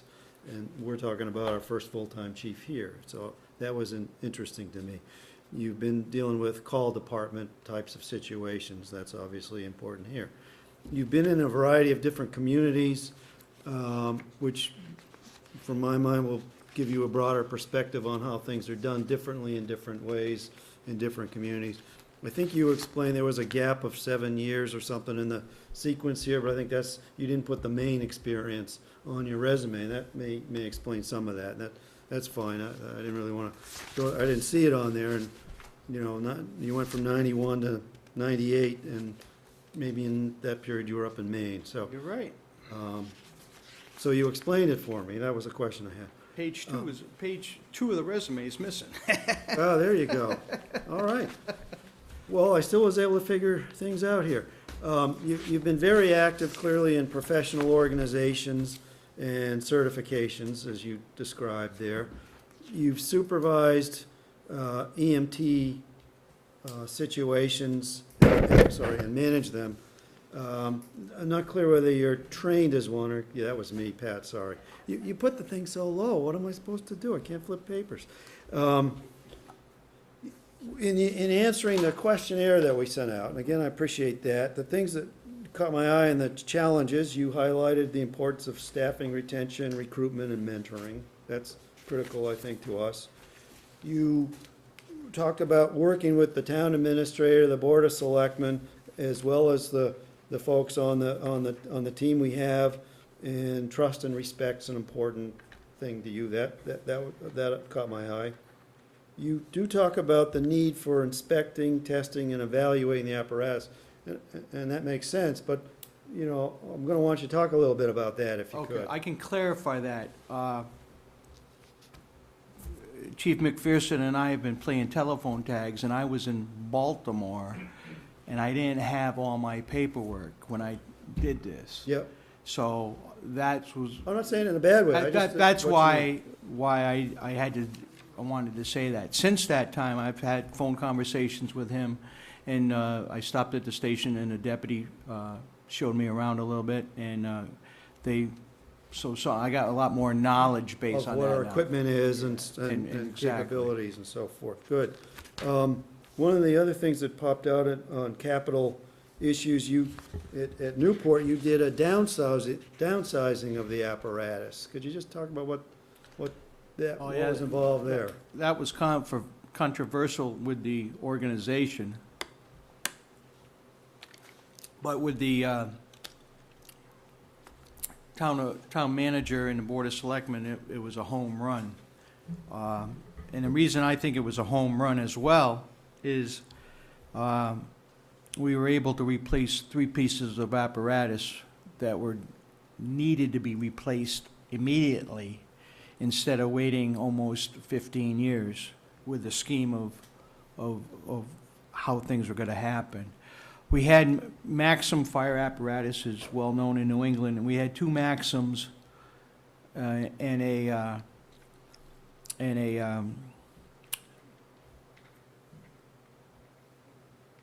not a surplus, but a reconditioned New York City ladder truck. Yep. And it was the ladder truck had issues. The Maxim fire, we had a beautiful S model 2-cab Maxim. If you're like old fire trucks like I do, it was a beautiful truck, but it was the rescue pumper. By the time you loaded all the stuff you needed to carry for auto accidents and everything, because back then we were not affiliated with with the EMS. The affiliation or the forced marriage, if you will, the ambulance came later on, where the ambulance became part of the fire department, and thus the name changed, Newport Fire EMS. But they had a B-cab Mac as well, a B-cab Maxim, which was a 5-speed. They used to, when you shifted it up, you would smash your knuckles. Well, there's only 5 of us in the department that could actually drive it. So that was the truck on the table to get rid of. Yeah. But actually, that was the best truck with a pumping capability. Okay, yeah. And the organization didn't want to get rid of that, didn't want to lose that pumping possibility. capability, But yeah. we ended up getting a Quint with a pump on it. We were able to maintain our insurance service organization rating by doing what we did, so nothing changed, other than we got a rescue pumper and a Quint. And 2 years before, we got we went from an international, similar to what you guys got now, front-mounted pump, that was their tanker with a Newton dump bag valve on the back, to a 1,800-gallon triple combination pumper tanker. So with a 6-man cab, where the other one was only a 2-man cab. So everything got upgraded to 4-man cabs, air conditioning, almost not quite a Cadillac, but not a Volkswagen either. Yeah, But yeah. and we were able to do that on the town floor, town meeting format, where it's a combination. Used to, till they changed to a different format. That's when everybody would come up and debate the issues. Oh, yeah. Not It's a quite healthy as, thing. yeah, not quite as what it was like in Maine when our town meeting in Maine one year went 28 days or 28 evenings. Well, if you're the town council for that kind of town, it's a good thing, eh, Paul? All right. But going back, we did, one of your questions was I certified as EMT? I am currently a EMT, been an EMT all but 2 years since 1977. Excellent. And I've overseen medics as well as intermediates and basics. The marriage of the ambulance service in Newport was for accountability and whatnot. And when I got charged with that, we ended up getting a replacement program for the ambulance and accountability program for the medics and whatnot. When I was there, when they came over to the fire department, there was 12 basics, 2 intermediates, 4 intermediates and 1 medic. Yeah. When I left there, we had 3 medics, 1 career medic, and the rest, 2 other were part-time. 10 intermediates and 12 basics, and 3 of the intermediates were in medic school. So it's shaped up quite well Yeah, since that yeah. time. Okay, good. All right, well, what I'm gonna do now is give you a scenario, all right? And I'm no expert. Part of the challenge is not knowing how you do what you do. So I'm gonna give you a scenario just out of curiosity how you'd handle it, all right? Is that all right? And we have about 15 minutes or so to cover the scenario, allow for these other gentlemen to ask some questions, and any questions you might have for us. And if we have some time left over, if these folks that are on the team here might have some questions direct to you, we'll allow for that. So, Certainly. given that, here's the scenario, Sherborn. You're out having, celebrating a friend's birthday at a restaurant that's 15 minutes away. It's 9 o'clock at night on a Friday night. Tanker truck comes through town with some materials in it, unknown, but it's probably caustic, toxic, maybe flammable or combustible. Hits a car with 3 kids in it, high school kids from town. Tanker truck flips over, injured driver, severely injured driver. One of the kids is stuck in the car, the driver's stuck in the car. The other one's got an injured, is dazed, and one's hysterical. What do we do? what do you do? Well, And don't think I'm crazy, I'm just, you know. I didn't say you were crazy, sir. First of all, we, prior to this, we would have to establish duty officers or something like that. If I'm going to go out and, if I'm at a party or whatever and I'm imbibing it, I can't go. Understand. Bottom line, can't go. But based on that scenario, hopefully the duty officer would understand, and as well as dispatch would understand that this is not an ordinary call. Yes. The state district hazmat team would have to be activated, possible evacuations. It's got to be a full-blown event. Hopefully, at 9 o'clock, I'm not going to be drinking Right. on a Friday night. If Let's assume you're not, so that you're able to, Well, then basically, whoever's there is going to go and establish command, use the various resources that's available, whether it's on their smartphone or it's in a computer or what, but for whatnot. Depending on what the tanker truck is and where these kids are, it may be an unfortunate thing, but we might not be able to go in and get them with what we have currently on the apparatus and whatnot, which is heart-wrenching and very difficult.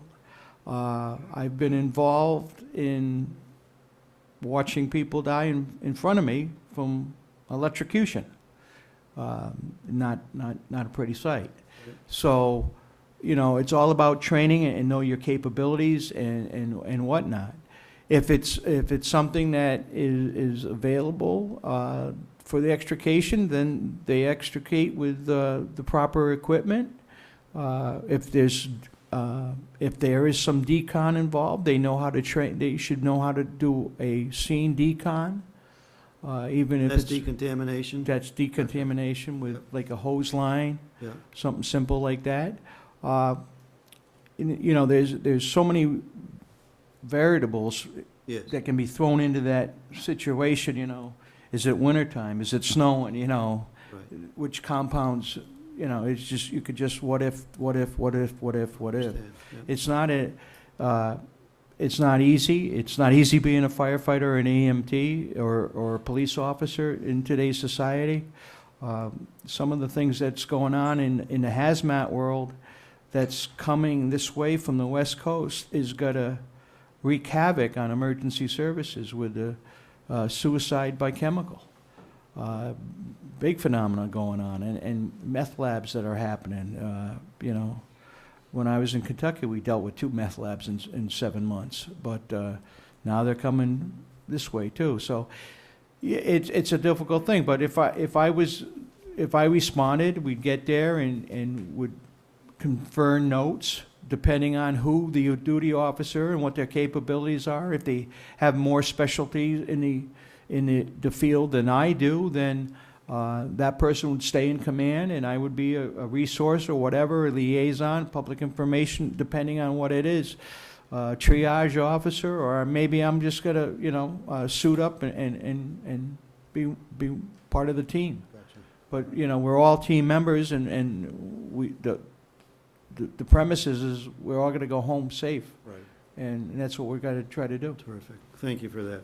Mike, you got Sure. anything there, Mike? So, Pete, I'm going to change the tone, a little different type of question, more of a human resources question, which is, and you've had experience coming in as the first chief in a department before, so you probably have some perspective on this that, you know, we don't have right now, but you would be taking charge of or becoming the chief of a department that already has 3 former chiefs as part of it, and a number of other people who've been in that department for tens of years, local people, and you would be the new guy to the area, and also you'd be coming in and wanting to establish that you were the chief of the department. How do you go about doing that? How do you, what do you do from the start? What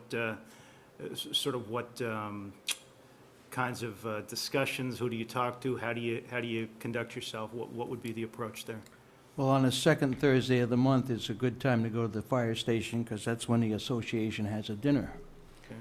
So, I hope you guys made it. But anyways, we would meet with everybody, the internal and external customers, as well as our mutual aid partners, to get everybody to know who I am and try to build that trust and whatnot. It's not going to happen overnight. Things are going to, especially in a call, not everybody's available the same night and everything, and even though you try to do it that way. But what I found successful for me personally is I've got like 4 or 5 key questions that I ask the internal customers, the members of the organization.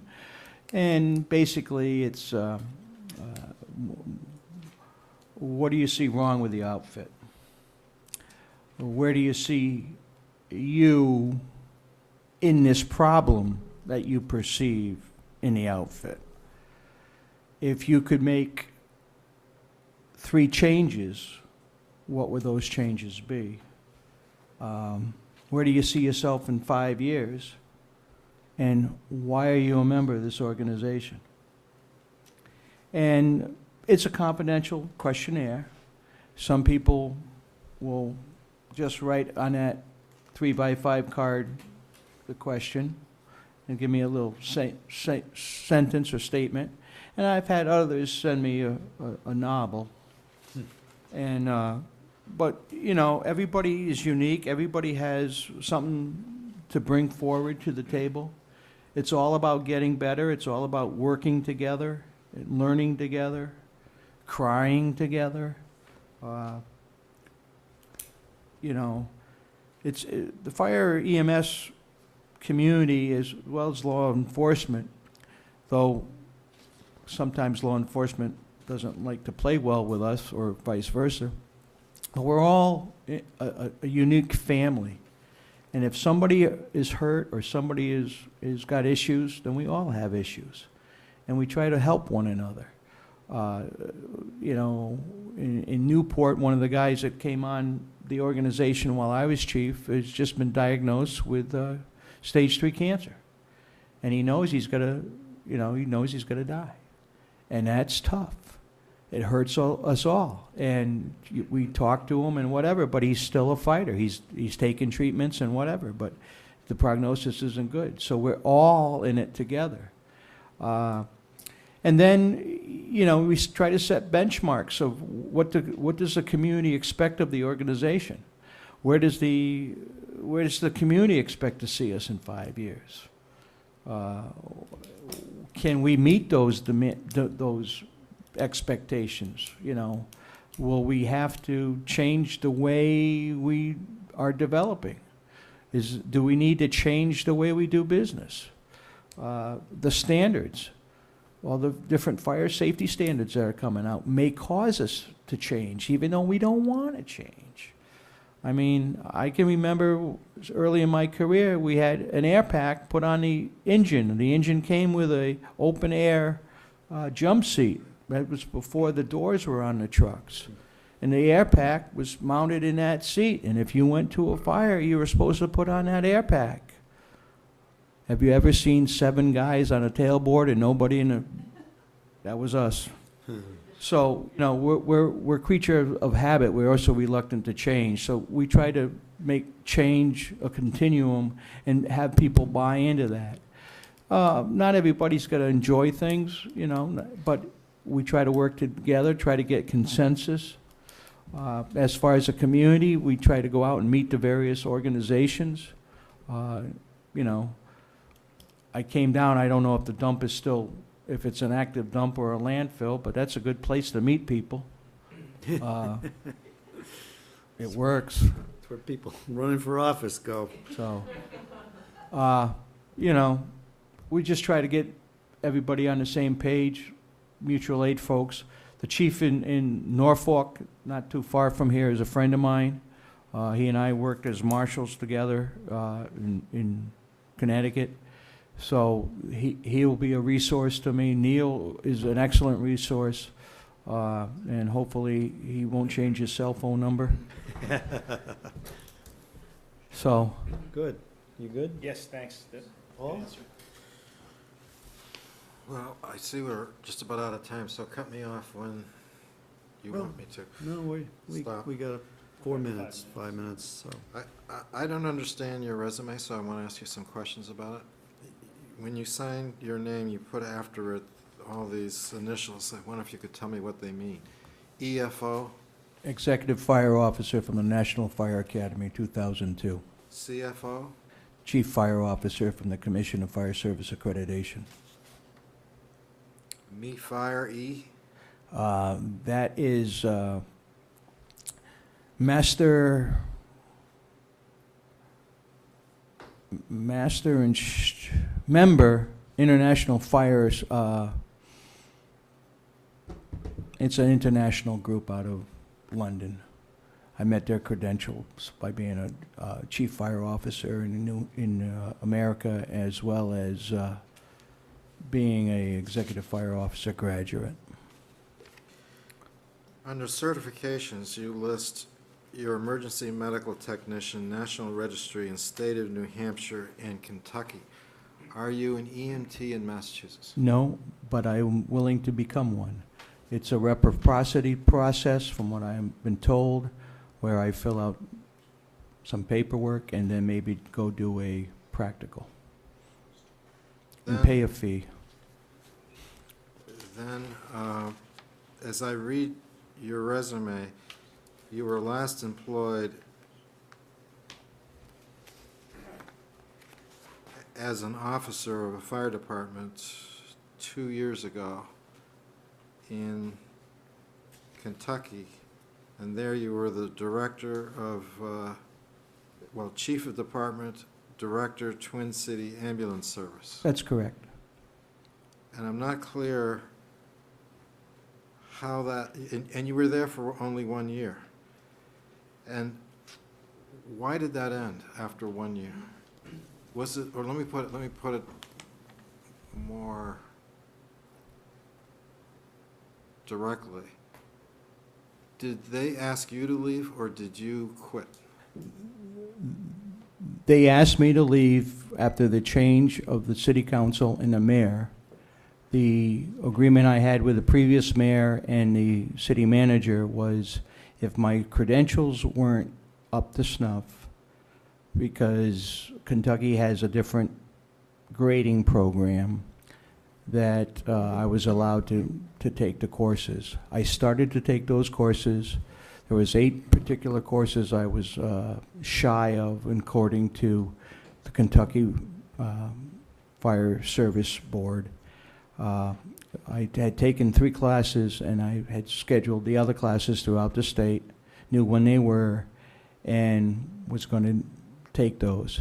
The new mayor did not like that idea. She wanted somebody to be local, and so she asked me to resign. I was an at-will employee as well, so I did so. Well, then I see a 2-year gap. Then you're at Newport, and there again, did they ask you to leave, or did you quit? As stated earlier, I resigned after 10 years. I was going to do a different operation. I had vested in my retirement program, and unfortunately, that venue did not occur. So I then kept applying for other chief's jobs. Wasn't successful, so then I went to work for Community Alliance, driving a bus. Then I went to Kentucky, and then I resigned from Kentucky, and then went back to the bus company, then went to Newport Sand and Gravel, and then went to the bus company. Now I'm back at Newport Sand and Gravel. You live in New Hampshire, and Massachusetts has a state law that says that public safety officials have to live within 10 miles of their community. It's not mandatory on Sherborn, but Sherborn can have a closer requirement, which I think it might have.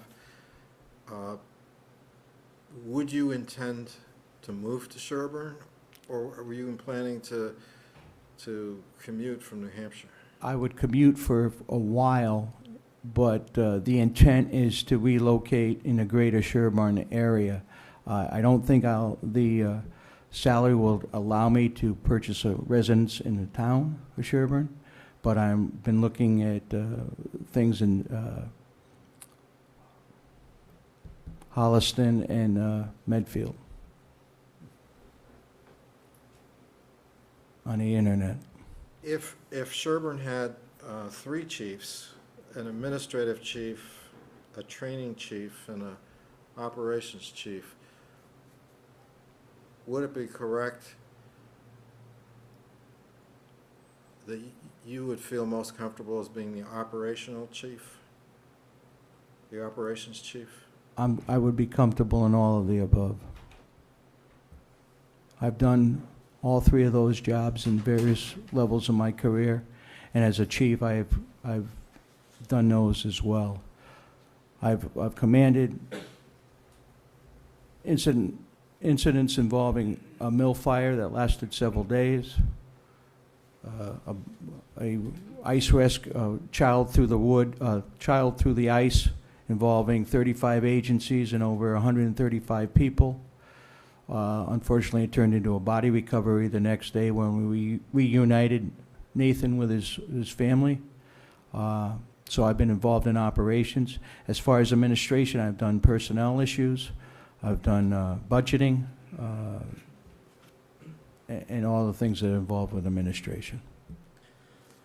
And the last question is, call departments in general, and particularly in Massachusetts, are struggling to find adequate staff to recruit people.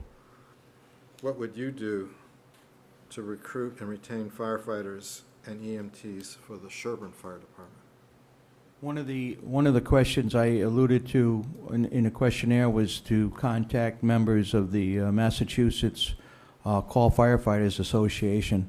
I believe in my research they had applied or did receive, I'm not sure which, for a grant for retention and recruitment for call personnel. And that's one source to look at that. But obviously we would look at whatever funding sources are available to assist in retention and recruiting, and try to instill that and get people involved, especially people within the community. Okay, Paul, thank you. Thanks for answering those. David, anything for No, Pete? I'm good. You're good? All right, Pete, any questions for us at this stage of the game? Timeline? Yeah, we may try to make a decision even this evening, and then would move towards working out some type of deal. David and I would probably be involved in that, but mostly David, okay? And time is of the essence for us, but we don't want to make a hasty decision at the same time. Understood. For everybody involved. That's a very big step for the community, and would be a big step for the candidate, and you and the other candidate. We're very fortunate to have you here as well as the other candidates. So we've got great choices, and this has been a very great process for us to get to know you better and learn about your background. So really appreciate it, and Well, again, thank you for coming down. In closing, I would like to thank you for letting me get this far, and I'd like to thank the members of the Sherborn Fire Rescue Department that also helped me out tonight with a little transmission issue with my pickup, because I wasn't about to crawl underneath with a suit on. And Neil has been really good and as a resource on the phone and getting back to me, and of course Diane as well. Yeah. So I appreciate the opportunity. I look forward to possibly becoming your chief, and if not, I'm willing to help, even if I don't get the job. If somebody else gets it, and you can share my resume with them, and if there's something there that I can help out, I'd be more than happy. I'm only a phone call away. Well, that's great. Anything from our crew here for Pete at this stage? Okay, terrific. Well, Thank thanks you. again, Pete. Really appreciate it. Thanks for coming in. Safe travels back. All right, yeah. Nice to meet you. Thank you. Excellent. Thank you very much. Thank you. Well, thank you. Miss West Bath? Yeah. Yeah. Guys, step into the measurement. Okay, just yeah. go- Keep going. Yep. Okay, Paul. Follow the same process. Lisbon was just down the street. What's that? Lisbon was just down the street from where I was in. Oh, is West that River. right? In West Bath? Yeah. Yes. What can I do for you? neck of the woods? Yeah. Yeah. All right. Now we have Fred Mitchell. Yes, yes, Paul said to go ahead, so. Hi, Fred. Welcome to Fred Mitchell, Jr. Hi, Peter Caruso. Mike China. It's our town administrator, David Williams. Yeah. And Paul just stepped out to the men's room, but please have a seat over there if you could. And what we're gonna do, Fred, is I'll ask you to give us a little 5-minute overview of your background, what brings you here, and how you think you could fit. Then I'll talk about some of the things that jumped out in the materials you sent, which really appreciate that you did do. It's very thorough. But things that caught my eye that reinforces the fit, as well as maybe some items to discuss. Then I'll throw a scenario, a what-if scenario at you, just to see how you would recommend going at it. The other gents will be asking some questions. We'll allow opportunity for you to ask us some questions at the end. And maybe we'll get some from the folks in the department if they have something that they think is important to ask of you while you're here. And the process then is after you're done, we'll be deliberating a little bit about what our thoughts were. We may try to make a decision this evening. And then if we do, David would be contacting the successful candidate and start the process of working out some contract arrangements. And time is of the essence, so that's where we're at. So if you could just give us a little bit of an overview, understanding that I'm flanked by 2 lawyers here who are very smart and capable in their craft. I'm a business guy. I wouldn't say any of us would know how to do what you do, so that's what we have to work with. All righty, well, as you know, my name is Fred Mitchell Jr., and I'm from Cumberland, Rhode Island. I've been in the fire service for 30 years. April 16th was my 30th anniversary, as far as starting out as a call firefighter at the age of 16. And then at 19 years old, I got on full-time as a career firefighter in Cumberland. At the time, it was the Ashland Fire District, but it's now the Cumberland Fire District and merged with another fire district. And after 2 years in Ashland, I moved on to the North Cumberland Fire District, where I've been employed there for 25 years. Throughout my career, I worked as, on the line as a line firefighter as part of a shift. I also got involved with, as the department training officer for 8 years, and part of being the department training officer, I was also handling the fire and life safety education, going out and doing the fire prevention with the kids in schools, and also doing the fire safety for our elderly complexes as well. So I kind of got out into the community, but also still maintaining being on a shift. That was kind of what they call collateral duty, assigned to that. And about 7-8 years ago, I made lieutenant, which basically they call us shift officers. We were company officers. We have 2 guys on our shift. So I was lieutenant for about 3.5 years, and then I took the deputy chief's exam, and I became the deputy fire chief February 1st of 2009. And I've been the deputy chief in North Cumberland for almost 5 years, well, a little over 4.5 years now. And back in November of last year, I became the deputy chief in the Valley Falls Fire District, which Cumberland is made up of 4 fire districts, and that's a shared services agreement. It's kind of like, as my chief calls it, the bridge towards consolidation. Yeah. Basically, I split my time between the 2 districts. So it gives me a little bit of difference with multiple stations. I deal with 24 full-timers and then call firefighters. With all that being said, I started as a call firefighter in a combination department. I know and I understand the challenges of a call firefighter and being on a combination department. Also, with today's world that we live in, as far as with life, with the demands of family and the demands of being a on-call firefighter. You think about the training that you have to maintain. You think about we all, I've got 3 kids, and You know, the demands, thank God they're older now, but the demands when I was younger, trying to get my education, continuing being the department training officer, you know, and then what it pulled on your family life, it can wear on you. So I kind of have that background in that respect.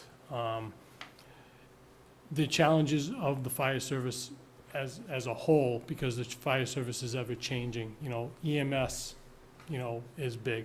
You know, 65% of our calls in Cumberland, in my departments, are EMS. We send the engine out with the ambulance, well, we call them rescues in Rhode Island, but the ambulance. You know, then you still gotta maintain those skills as a firefighter, because fires are down, runs are up. And then the other thing that you gotta take a look at into the future, that the other part of the service is community risk reduction, fire prevention. That's the new term that we're learning, you know. How can we minimize the risk in the community? And that's through education programs, identifying what your targets are. You know, as an example, if the ambulance is going out for a lot of elderly because of falls, well, that's a community issue where you would want to develop a program to minimize that risk by educating your elderly. So, well, I guess with all that being said, my background coming here is kind of, I've been, you know, the department training officer, I've been a call firefighter, I've been an officer, I'm a chief officer. I handle inspections, doing code enforcement inspections in 2 fire districts, which array from, as I was telling Diane outside, was, we've got the big houses that you have up here. We have non-hydrant areas in North Cumberland. Then I go down to Valley Falls and I'm dealing with multifamily homes. Language barriers, because it's a heavily Portuguese descent down the southern end of town. So I'm dealing with two kind of worlds, so to speak, in that respect. So. Oh, great.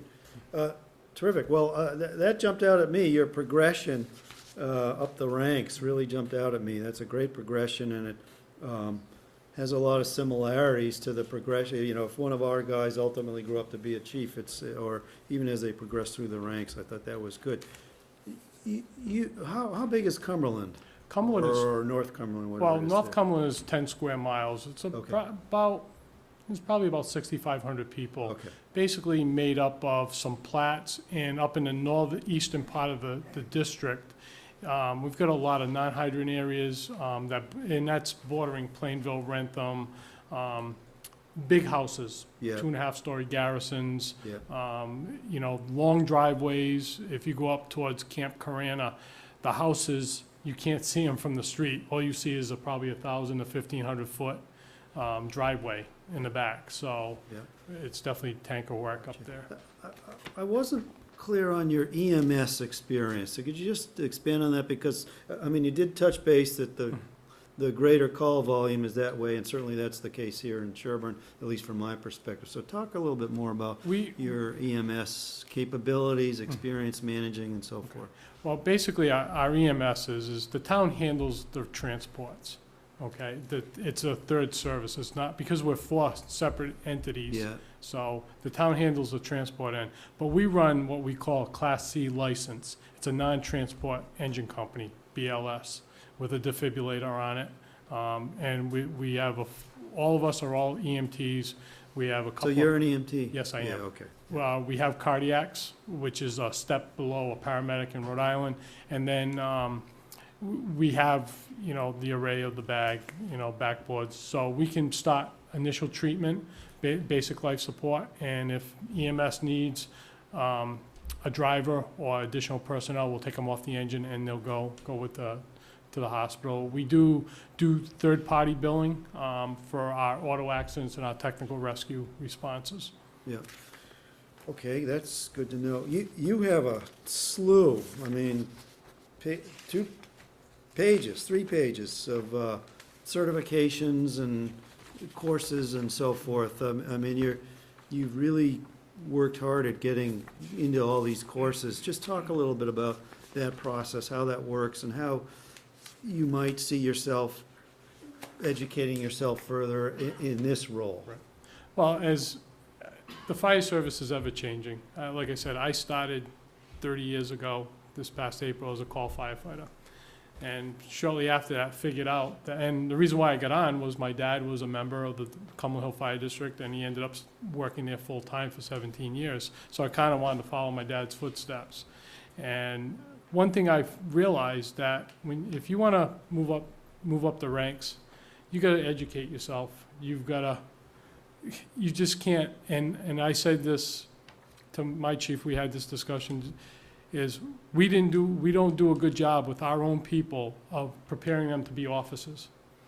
I didn't get paid overtime to go to what my resume says. I did that on my own, and I'll be honest with you, my family suffered a little bit from it. But I guess my point is you need to educate, you need to stay on top of it, because this service is ever-changing. We got into, like I said, when I first started, hazmat was not that big. The only reason why we have hazmat, and this is what I was told in a class, is because PD didn't want it. So they said, give it to the firefighters.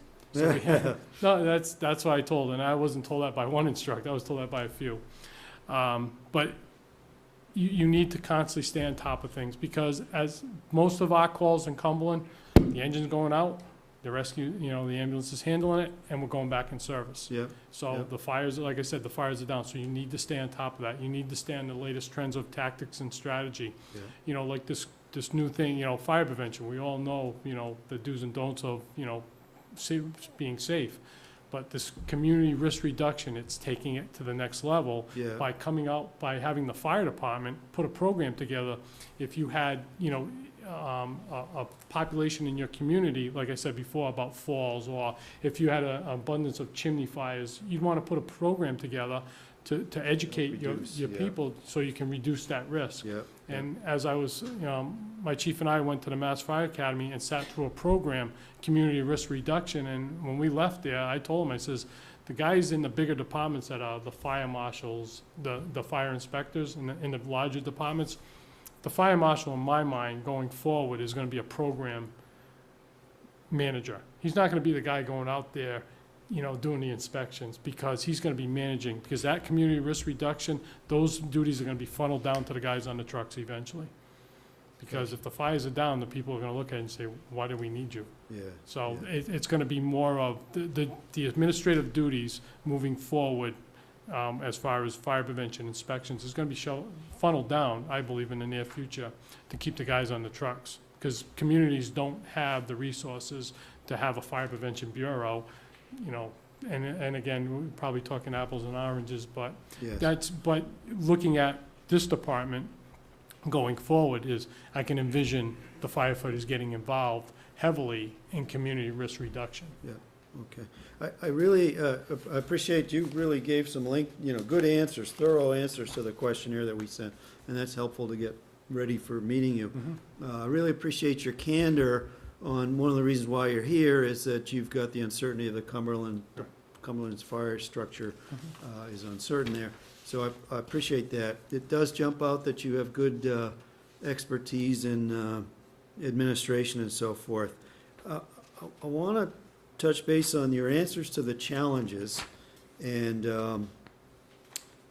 you talk about operational audits and strategic planning, and would you just talk about that a little bit? And because you're saying that's a very good way to get a handle on things and plan for the future, is what I take out of it.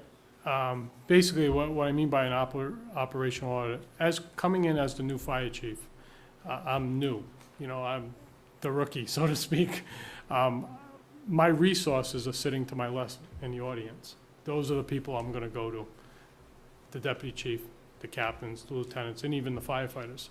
Okay, to get an overview. I had the opportunity. Chief McPherson extended an offer to come up, and I spent a little time with him on Monday. And the two gentlemen at work took me around, just a quick overview of the town. How does the department operate? Obviously take a look at what they're doing for runs, staffing levels, what are we getting for staffing levels on calls, time of day. Obviously during the week people are working, so you're less staffing, but at night, on the weekends, you're probably gonna get more back on incidents than during the daytime. And that would all factor into putting together a strategic plan.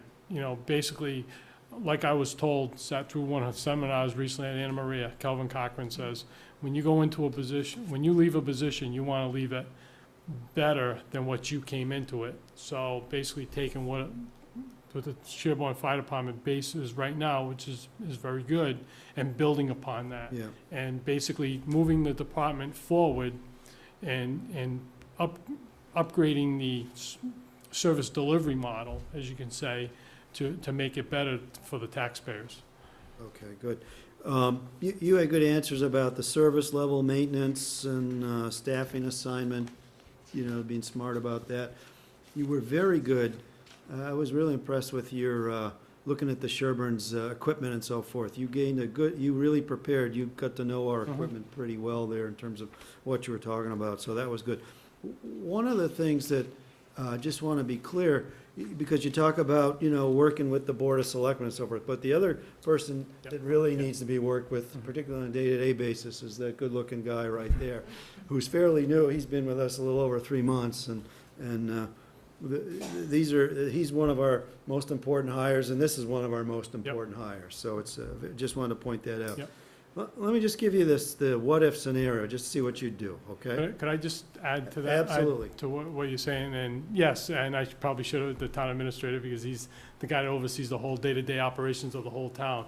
But one thing I firmly believe, I stated in there, it's a partnership.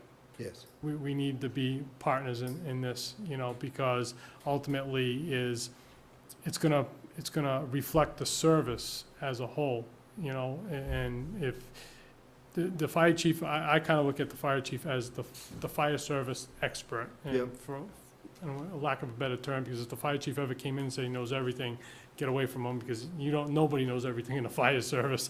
You have resources, you have expertise, and that expertise in my mind sits out there in a lot of respects. But he has the overview of the fire department, and also the town administrator has an overview of how it works, but he looks to the fire chief as the expert, you know, the kind of like the nuts and bolts of how the department runs and how the fire service, you know, fire truck, pumpers, ladders, and so forth. Yeah. So Yeah, good. I believe in the partnership. Terrific. All right, here's the scenario, all right? It's a Friday night, 9 o'clock. You're out 15 minutes away from town celebrating a friend's birthday party, okay? Tanker truck coming through town loaded with unknown caustic, combustible, toxic materials, who knows what, hits a car with 3 local kids in it and flips over. And one of the kids is trapped in the car, one's dazed, walking around. One's just hysterical, and the driver of the truck is very severely injured. What do you do in that situation? How would you go about handling that? I'd start making my way back to town. When you're fire chief, you gotta be on call 24/7, 365. Yeah. And if you're only 15 minutes out of town, you've gotta make your way back. You know, you gotta make some type of notification, whether it's a direct phone call to dispatch saying, you know, Chief's, I'm heading back into town, out 15 minutes, I'm delayed, but I am en route, you know, and, you know, the dispatcher through the run card system should be sending the appropriate resources to get them going. Okay. And so how would one handle that situation then? So once you got on scene, how would you deal with it? I mean, my knowledge of this sort of stuff is more from TV than anything else, so I apologize. So, you know, just out of curiosity, how would you go at it? You know? First of all, I'd got on scene, I'd go to whoever was in charge of the scene and get an update. And, you know, find out before you even step in, find out what are you dealing with? And find out if the appropriate resources are in, and then start assigning, you know, assume command and direct your people.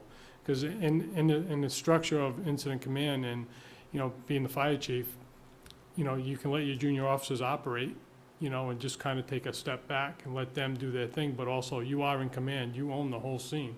Yeah. So what we do in Cumberland a lot is that we'll sector off an incident, and we'll let our junior officers, if I'm incident command and I have that situation, and I'll have my fire operations guy, it might be a captain or lieutenant, you're in charge, you know, you tell me what you need, I'll get it for you.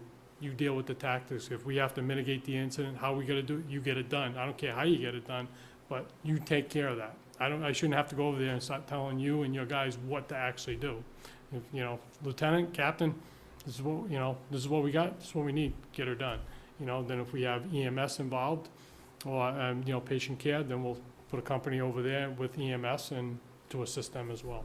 So it's kind of like managing the incidents, breaking it down into small, I'm taking a large job and breaking it down into small jobs Gotcha. and assigning your personnel. Gotcha. Okay, good.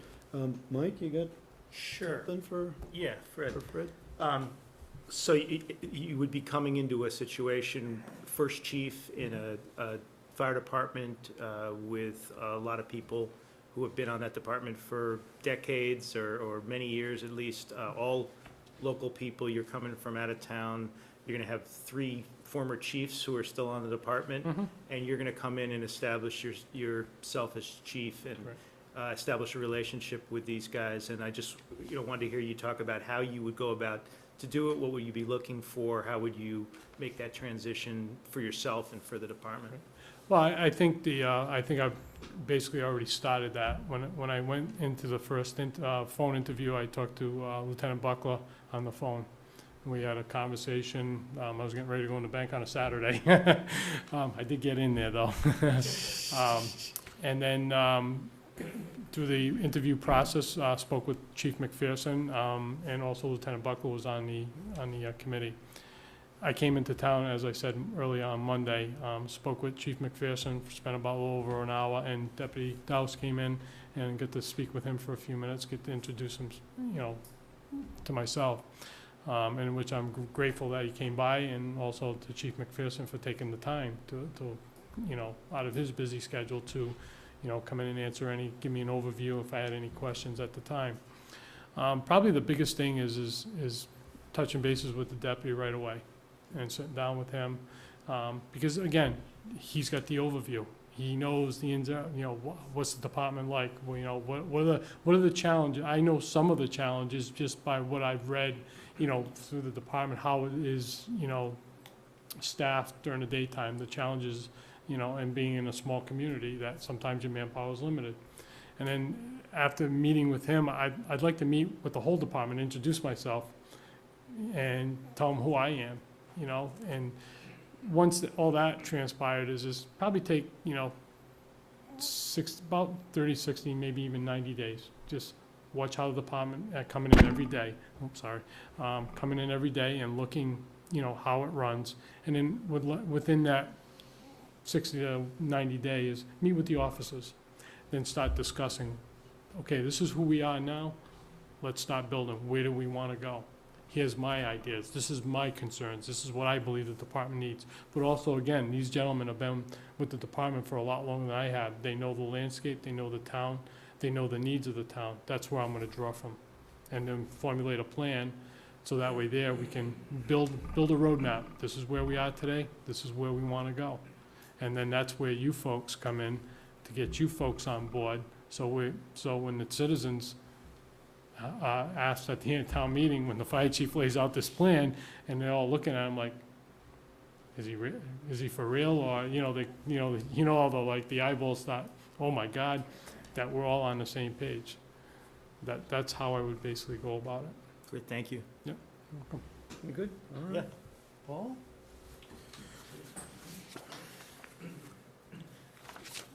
On your resume, I was curious about a couple of things.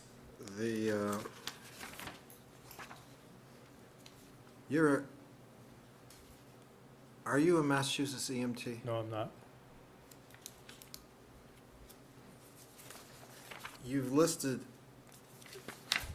under education, Anna Maria College, 2010 to present, bachelor's degree in fire science. But I think I saw from your answers,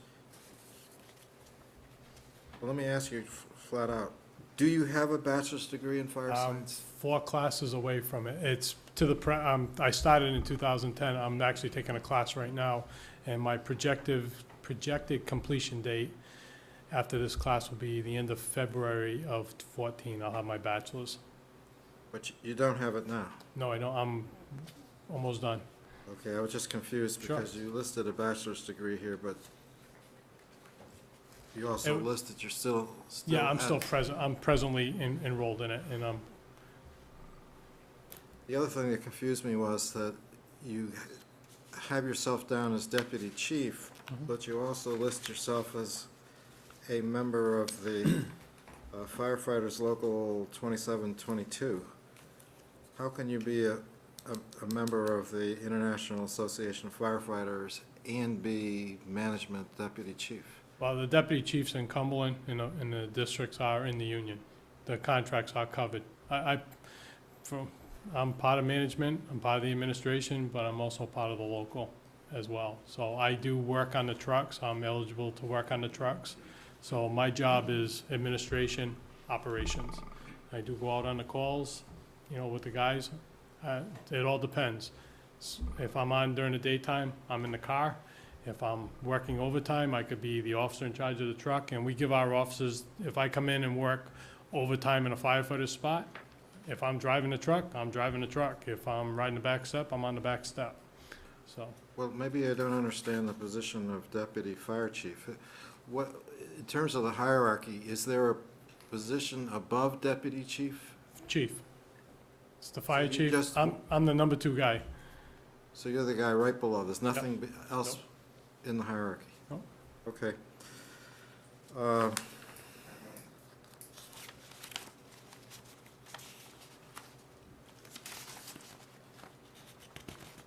Would you plan to move to Sherborn?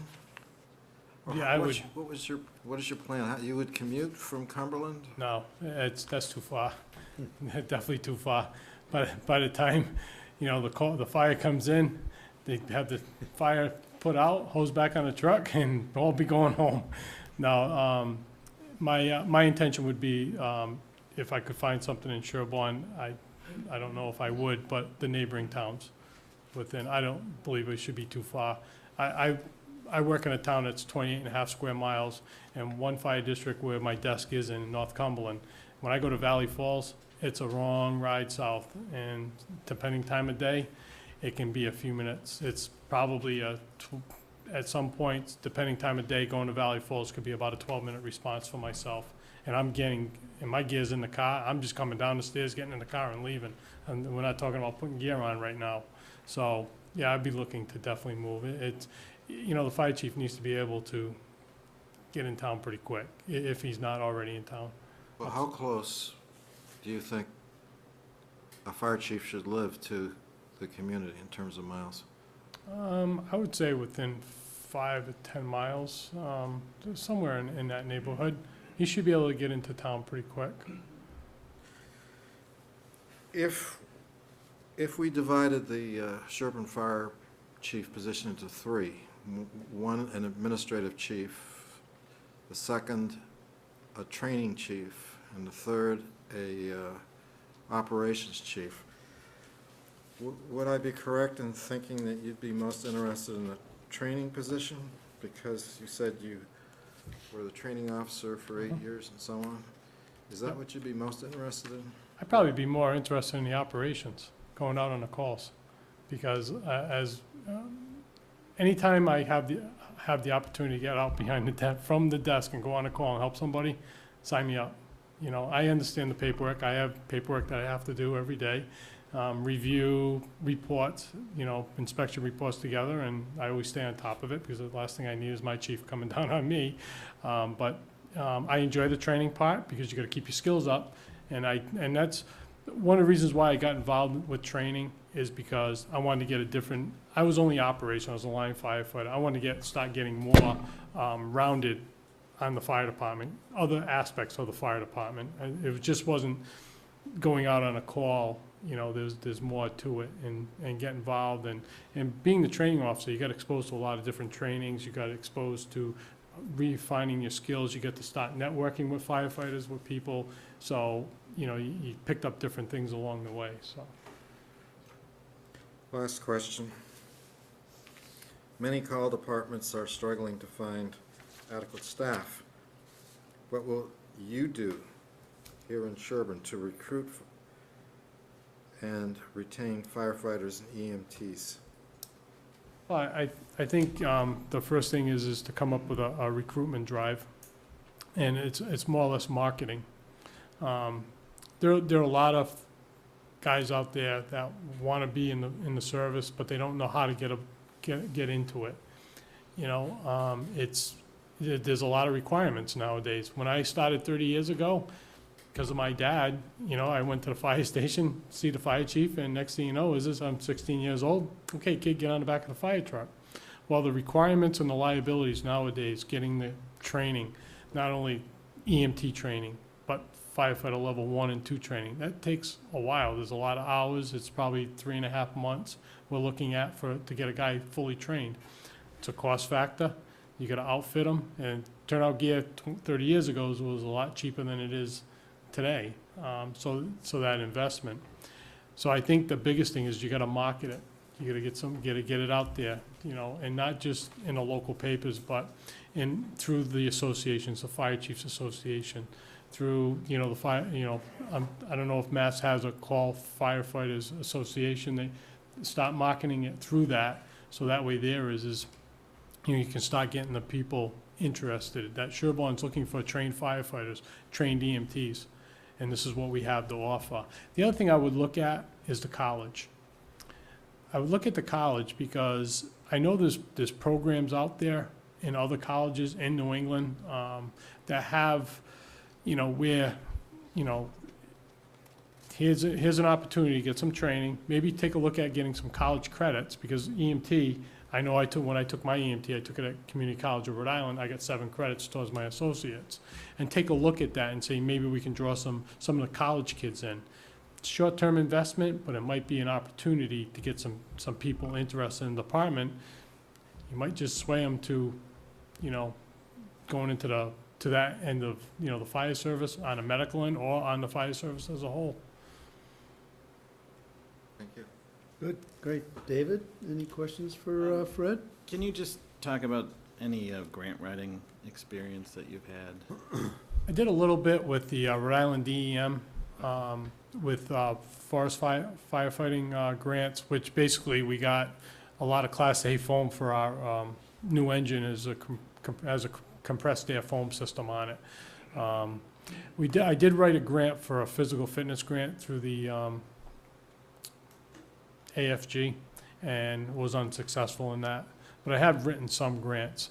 They were smaller grants, but the AFG grant was probably the biggest grant that I wrote, and it took me a while as far as trying to do that. Okay. No, That's good.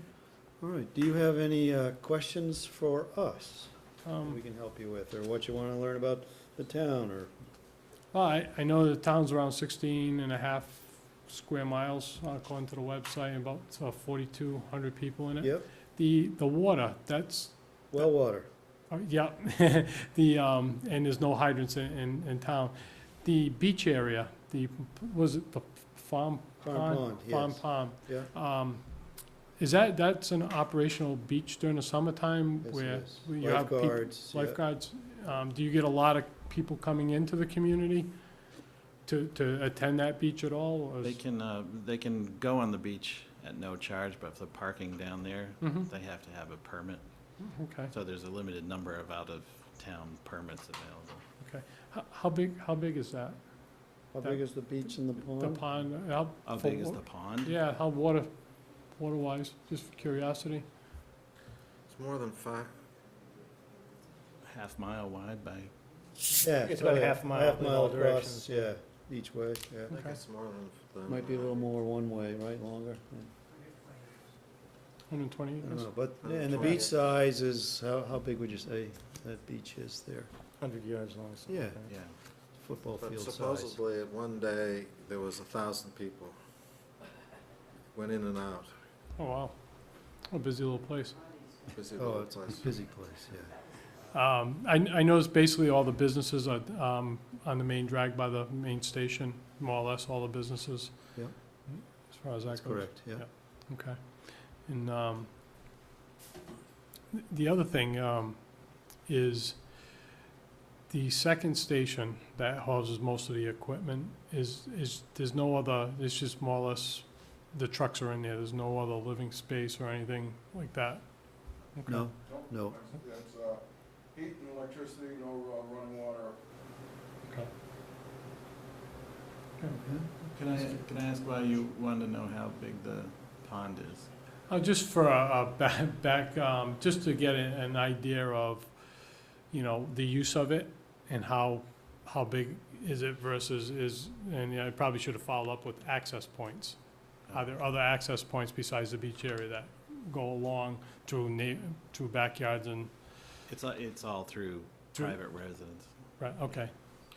But you're worried about exposures and how Right, to deal with it, right? And Yeah. any incidents, if people are using it for recreation, that's, you know, depending how big it is, your access point to get to an emergency may not be that beach area, it may be somewhere else. Because I know I have, up in North Cumberland, we call them, it's a Misco Lake. And we have certain access, and there's no beach, but there's a lot of houses that border it. Yeah. So, and we have access points from 3 different ways: Cook Road, Georgiana Village, and Rentham Road. I think if you were to be the chief and establish a relationship with those people on maybe 4 points around the pond, you could probably have Okay. permission in advance if that was ever needed. There's no motorized boating Okay. on there. But you are correct that it's a responsibility, will be the responsibility of the fire chief to make sure if there's an incident on the pond, that you get to them. And to make sure that there's some boat available or some means to rescue somebody Well, who's in distress. Not only that, but during the wintertime with the ice rescue stuff, is the pond used during the wintertime for ice rescue? You know, I mean, not ice rescue, ice fishing, but there's another Exposure. exposure that Yeah. would also be Right. concerned about. And along with the, the concern of, fires as far as lack of water, making sure, the tankers are coming and setting up the tanker, the shuttle and the portable tanks. I'm sure you guys have the portable tanks and the truck's holding a lot of water. Yeah.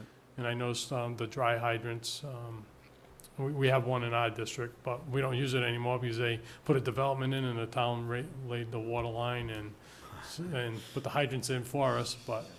And part of the problem is not being affiliated with the town. We have a good working relationship with the water department, but we're still not under the same umbrella, for lack of a better term, so. Trying to get them to maintain it when I first got on was a chore, but we have a very good working relationship with them now, so. But it's so deteriorated and funds are, tight with the water department. Yeah. So they're not really gonna deal with it. Uh-huh. Any other questions for us? Anything from you guys while he's here? Then I think we're good to go, Fred. I don't know where we're gonna wind up this Okay. evening, but we're gonna try to move this thing along, so certainly we'll be keeping you informed of where we're at. And really appreciate the effort you put into the materials and also coming here tonight. And Thank you very your much for having me. patience for, Appreciate it. Thank you. Thanks for coming. really appreciate it, Fred. Thank you. Yeah, thank you. Nice to meet you, Fred. Take a 2-minute break? Yes. Pat, can we take a 2-minute recess here? Well, do that? 2-minute recess? Which will be 3 or 5. Yes, sir.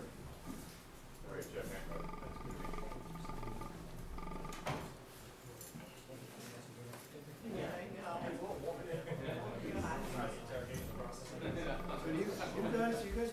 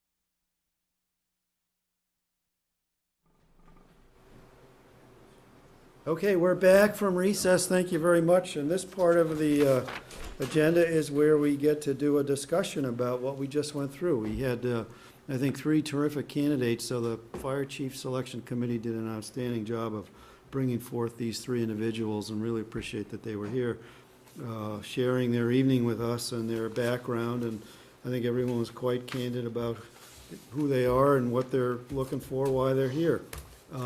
I guess the question for me is whether we want to try to get some feedback from the community and, spend another, and allow another week before we make a decision, or whether we go for a decision tonight. And the other question is whether we get some feedback. I think we want to get some feedback from the folks who are on the fire department, who've been sitting through this, to the extent they have some input. So I'll just throw that out there. Let's have a little discussion, what your thoughts are.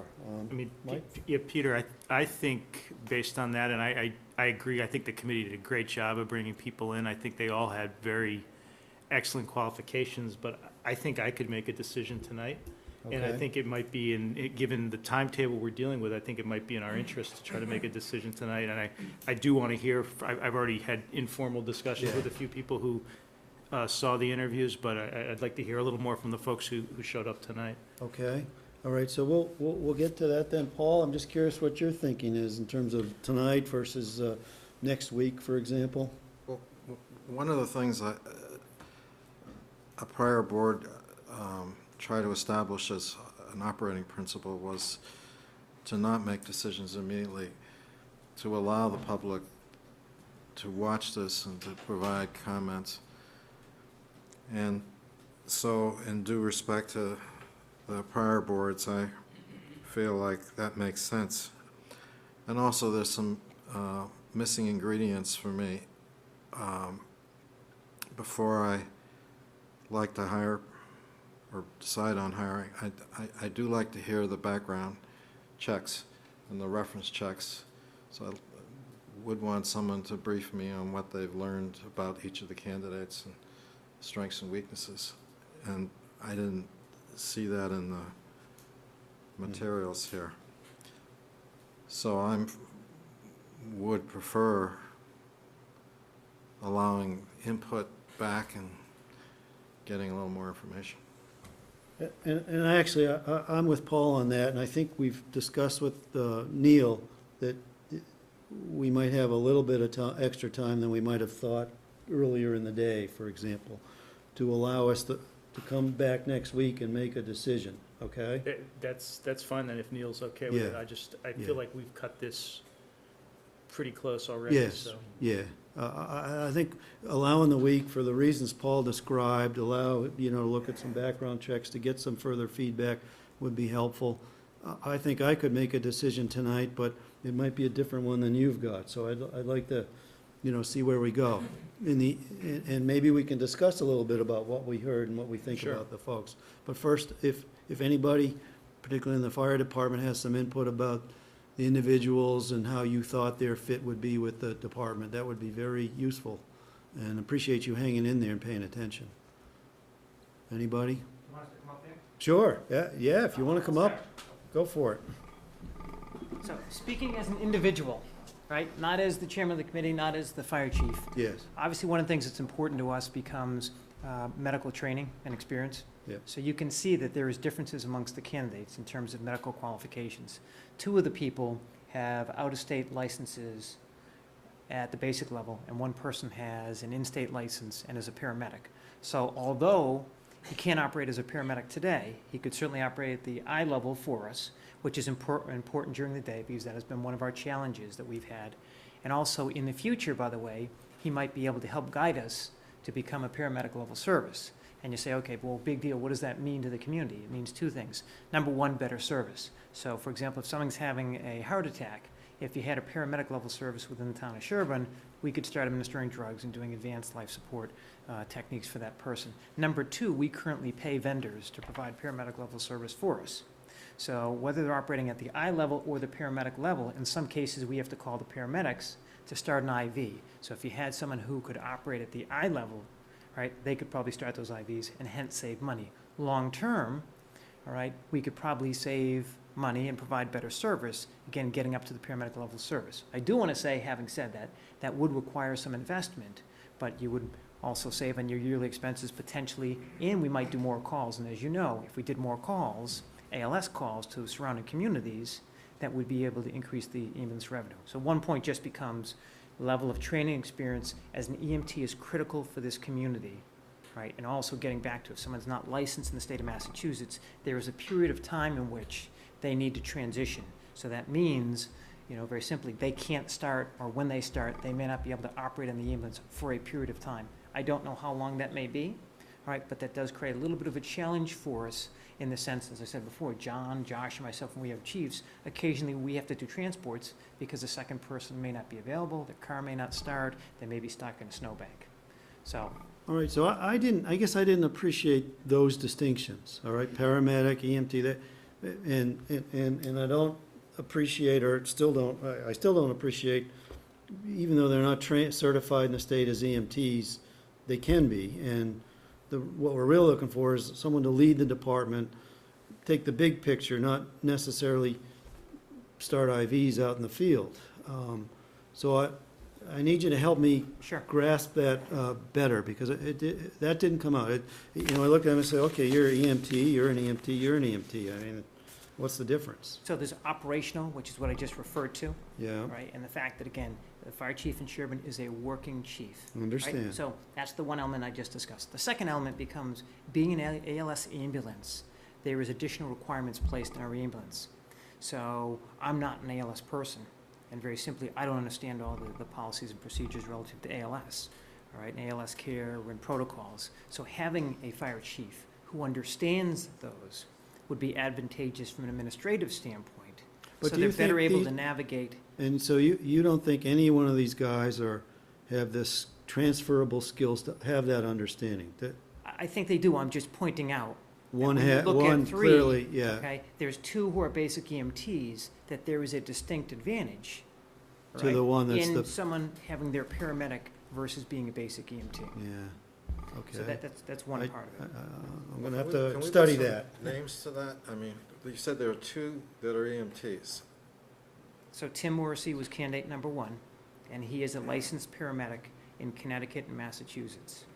Meaning tomorrow he could operate if we were at the He could paramedic put an level IV tomorrow. in somebody tomorrow in Sherborn. As soon as he's registered on our ambulance, I believe he can, yes. The Okay. other two candidates, one has a Rhode Island EMT license, and one has, what is it, That was Maine or New Fred. Hampshire. Yeah, So And very then simply, they would have he- to become Massachusetts EMTs for them to practice on our ambulance. And as but they're still Peter, not paramedics. they're still not paramedics. And just, what's the difference between an EMT and a paramedic? I'm sorry, I'm stupid, but, No, it's simple. For, John, yeah, for a basic EMT, they're trained on splinting, taking and monitoring vitals. We are, at basic level now, do give some medications. At the intermediate level, what the town of Sherborn operates at, Neil talks about ALS, what we call advanced life-saving techniques. At the intermediate levels, we're allowed to do IVs. We can do innovations.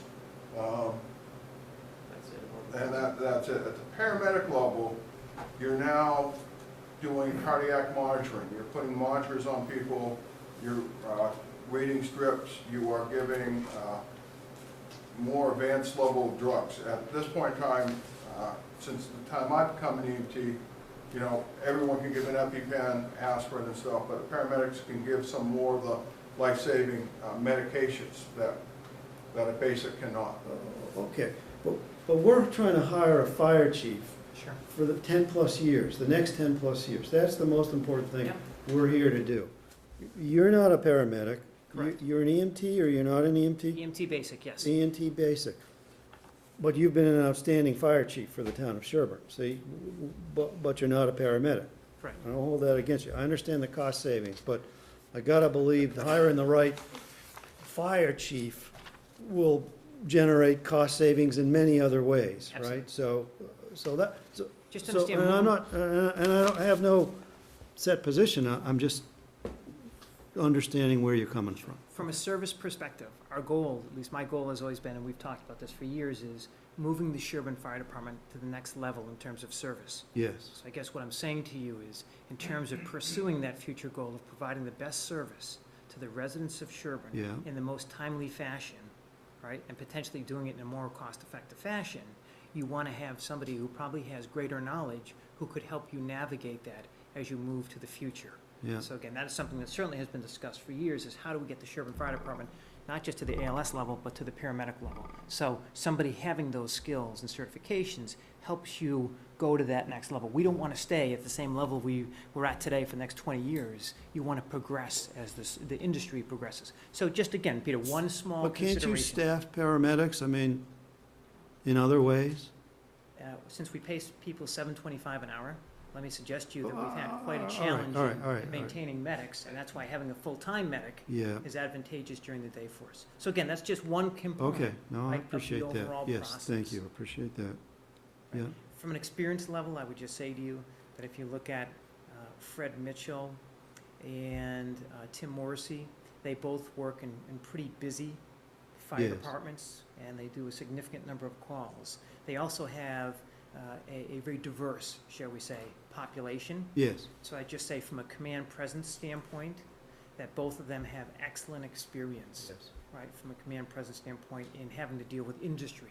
Both of them have major routes going through their communities, so that they're gonna have a great, again, knowledge of calls, of the command system, and operating at, shall we say, bigger fires. yeah. The hard part for us out here is we don't have a lot of fires, so that would be very, very valuable, bringing that information to us. Yep.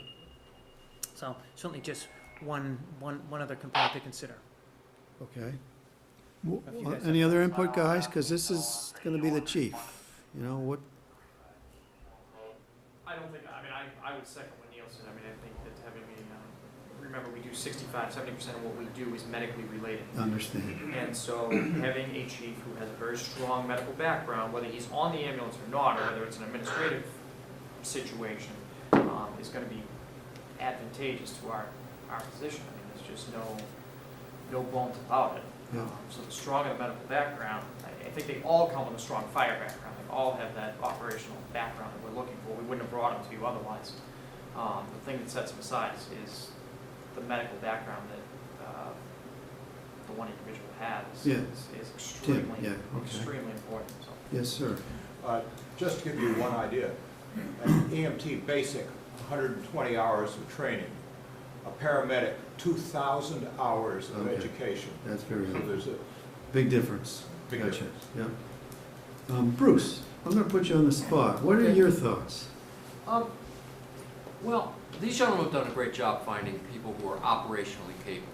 And we also have an excellent, officer cadre who can handle almost any situation. So I turn to a different aspect of it, and that is administrative and grant writing. And it seems to me that, and interfacing with the public as well as the Board of Selectmen. And it seems to me that Chris seems to have more experience in that area. Yeah. So Tim? that would be my, Tim. Tim. Yeah. Thank you. Okay. The first candidate. First guy. Candidate number one. Yeah, where was he? Chris. Oh, he was here before you got here. Yeah. Okay, so that would, plus the fact that he's a paramedic is just a huge win. for So us. that guy just wowed you for the paramedic Yes. and so forth. As well as the administrative and the grant, which is Uh-huh. which is big for sure. Yeah, yeah. Okay, well, that's good to know. David, what were your thoughts as the day-to-day operational leader of the fire department? I mean, I'd be comfortable working with any of them. Yeah. But I think two stand out to me are ones that I would like to work with. But I think I need a little more time to let that sink in. Yeah, I'd like it, and I think this delay in the week would allow, I hate to watch myself on TV, but catching these interviews a second time on TV can be valuable. I learned that when we were interviewing you and the others. Seeing it a second time around, really, you could grasp some of the things that were said. What about the chemistry and the fit within Sherborn Fire Department and community culture? Any sense from you guys? Yes, sir. Jeff Hancock for David and Michael. You know, I understand your point as far as the background check, Paul, but none of these candidates would be here if their background checks really weren't that clean. Well, I'm not looking for bad stuff. No, I'm looking for information of it, I understand that. So I think that for the most part, maybe all in the same sort of level playing field. You know, so I guess my point is they wouldn't be here unless if the case was otherwise. From my point of view, gut instinct goes a long way. And to see how each candidate interacted with the board and you, David, you see a different kind of chemistry and how people respond and how people, some questions that were asked, how they responded back to you. Did they take offense to what you had to say, body language, stuff like that. That's the kind of thing that I look at.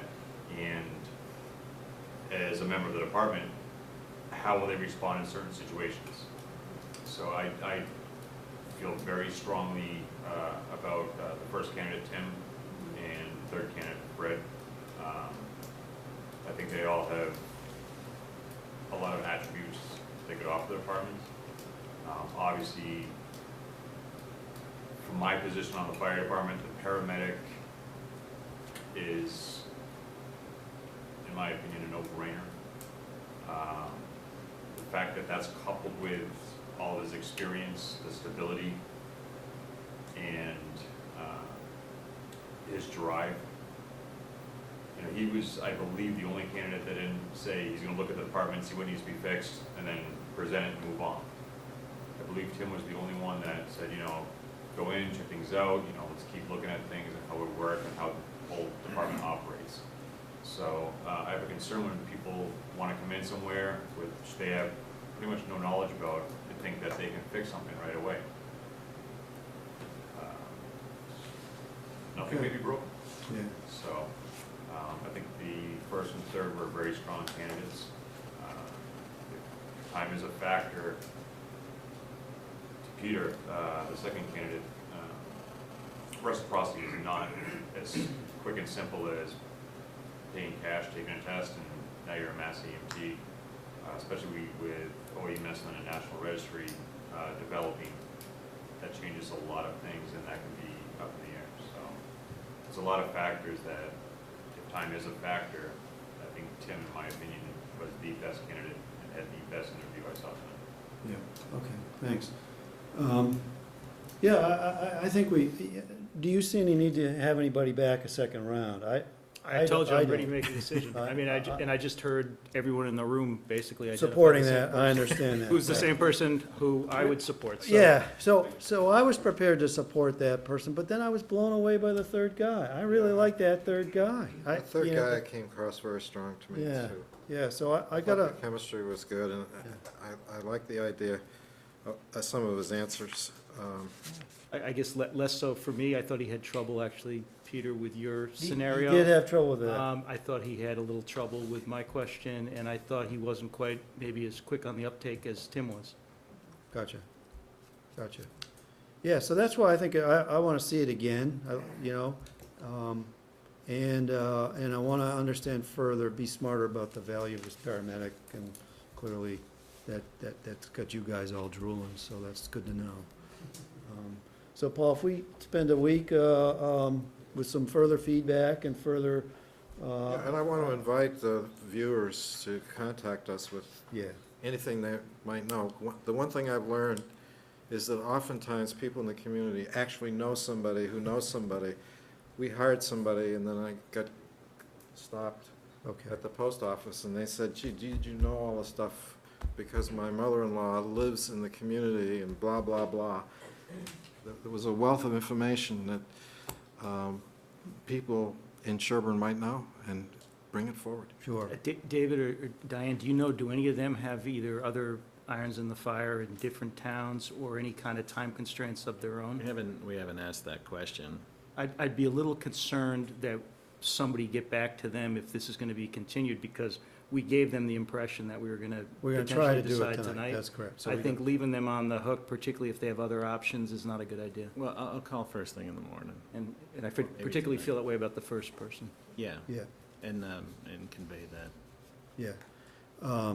That would be good. And in the meantime, do you gentlemen have any issues with David doing the core of the negotiations, but working with me on that, and we would come back? It would be If need simpler be, if an we had executive some session. parameters to work with, which we do with, I believe the Yes. candidates this time were given a salary range. They were, Yeah, and we have Give them a lot Barbara's more has a, sort of a model we used the last Already time to been start gone by. from, and you and I can talk Right. through that. If you're comfortable with that I process. mean, I think if we have the contract parameters, I think it's way more efficient to do it through two people, and I Yeah. don't think we need to, Executive negotiate sessions, this other to than death keep it- within yeah. the board itself. No, no, I mean, so, it's- so if we get ready with that by next week, so that we right. we all know what we're dealing with in terms of the sort of the first foray of the paperwork, Right. and then we'll fill in the name after next week's meeting. Okay, that's what we have to do. We're gonna do it no other way. We're not gonna delay further after next week. Everybody's good with that, right? Okay. And in what form will Paul or the rest of us get the background check information? I don't know what the rules are about how public that information can be, who can see it, and so forth. I can check with Lieutenant Bento and get you a list of, to the depth, the extent that they went. The I thing don't know that how you- much of that information. The only thing that there's restrictions on is Corey reports. Only certain people can see the Corey reports. But I hope the background check went to actually like talking to references. They did, they went just, Yeah, yeah, I think, it was Paul, interviews. when you were out, Neil went through in great detail the different things that were done, and that was one of them, was interviews with neighbors, interviews with people in the community, visiting their place of work, and so. Right, it wasn't a superficial, Yeah, so I'd like to get a little sense of that. So the question is, how do we get that? And so maybe whoever has that information could give us a call and kind of take 5-10 minutes and just say what the references said and what pluses and minuses. So David can get that So if you and contact James, whatever's Give you the shareable information, David, right? You can talk to each of us. So we'll get a memo of some sort from David with a summary of whatever he learns. Either from that or a call, the David, detective. depending what you get from Officer Godino there on that. There's a formal written report. Okay. for each of the Oh, there is. Yeah, so if we can get that, that would be very helpful. Yes, that would be nice to, just to Yeah. have. So Okay, I mean, yeah, sure. that solves the problem. Okay, anything else we need to do on this part of the agenda then? I think we're good for next week.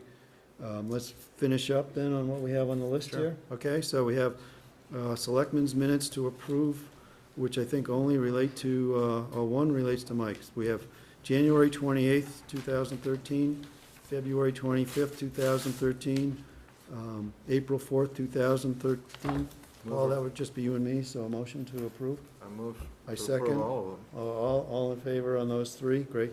Mike, on 5/23/13, motion to approve, all in favor? Second, yep, great. Approval of the warrant, do I have a motion to approve the, Second. all right, I move, and we've seconded, all in favor? So we'll just have to sign that, that's right here. Okay. Next meeting, we have on the agenda, we know what we're gonna do with the fire department, fire chief, if you could sign right there, Mike. We also are gonna try and deal with some appointments to the extent you're ready, right, David? You'll provide us some information in we're gonna advance. be ready with the number. And I'm hoping that Paul and Mike, if we can, more by the book, if, to the extent that we can deal with some appointments, as many as we can. And they've done a pretty thorough job of getting people that are interested in either re-upping or newly upping so that we can evaluate those. We need to see that info, though. We haven't Yes. seen any of that. Yes. Yeah, I think we're planning on getting that to them tomorrow. So the sooner than, as soon as Yeah, we can I mean, get that not- would be not- helpful. not next Tuesday. That's right, I yeah. think we're going to know tomorrow which seats are going to be. Okay. So whatever you can give us so that we know We the should whole already know picture. what seats are open because they expire, right? Yeah, but which ones that we've put together and the committees have reported back. Yeah, Okay. and part of what we're dealing with is some appointments we didn't make, so they were carried over, but they did expire last year, so we got kind of a couple of Heard years to about that, catch up yeah. on. But the so we'll intent deal is with to that. get you a summary of what the committee does, says how many seats are on it, All right. current membership, how many seats are vacant, who's re-upping, who's a new applicant, and then their resumes or whatever they've submitted to be Okay. an applicant. And then the incumbents also, they also filled out a form too, right? Everybody had an Yeah. application to fill out. Yeah, so even the incumbents Okay. have a form of a summary questionnaire. And so then what we have next week, so that will fill up next week, or quite a bit of it. Is there anything else for next week, the 20th? It's a short, small warrant, no.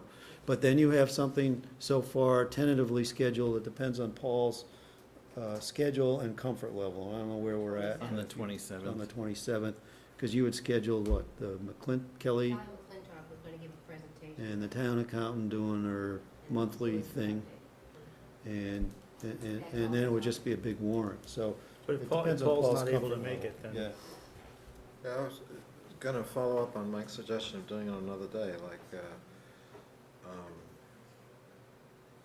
Monday night, I think is open for me. so that Monday of that week, okay. Well, what date is that? So that's the 24th or something, right, 23rd or 24th, a Monday night?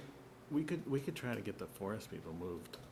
Okay, if you Next get the week. forest people, and then we can just move Ruth to whenever, right? Try and move Kelly. So then all we're dealing with is Skip a that meeting. warrant and skip that meeting.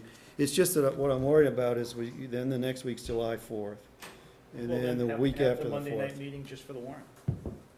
We need to, Well, or we don't or really. come in some morning and do Yeah, it. we can just do it in the morning, yeah. Yeah, I we mean- can do that. Okay, we'll deal with that. So, sounds like we're not gonna do the 27th. We're pushing into July, Ruth and Kelly and so forth, yes? Okay. Yeah, okay, good. And whatever appointments we I mean, might have to deal with. Ruth is, She can still issue her report. yeah, she's pretty tied up just trying to do year-end stuff. Oh, I don't wanna hear about that. She can issue that report. No, I'm just kidding. No, she can issue the report. I'm just saying it'll be, maybe she can come in beginning of July. Yeah. She'll have more That's on right. the whole year. Yeah, that would be Yeah, good. that reminds me, we have to do all the year-end transfers. With advisory? Yeah, Yes. when do you plan to do that? I'll have to check with Ruth, because she'd been working on it already with Mark. But we have until July 15th, is it, Paul, or not even that? Well, Because that's- advisory that's- turns into a pumpkin or something. That's the drop dead Yeah, time, you have yes. to do it by then, but you certainly don't wanna wait till then. Yeah. right. Do we So know? maybe we do it on the Next, 11th? and/or anything next week, if she's comfortable with that. Yeah, do as much as you can as they come up, Good because catch. you also have to have advisory has to have a meeting. Yes. That's the meeting that I think is scheduled, but I'm not sure when. All right, well, So we let's need to have remember our to vote. nail that down. Okay, It takes a vote of both boards. yeah, yeah. All right, anything else on upcoming meeting topics? Would you normally have those transfers come in and be reviewed, and then they go to advisory, or do you normally meet together and approve them? Well, I'd like to see them first before we ask advisory to. Okay, all right. So, like, we need a meeting usually in June, in which you go over all the transfers. There's a statute that allows you to transfer money between departments in the last 2 months of the year. And so, figure out what we needed to have, and how much, and the source. So let's, And then, if we're in agreement, then we present it to advisory to see if they'll agree with it. right. But I don't think,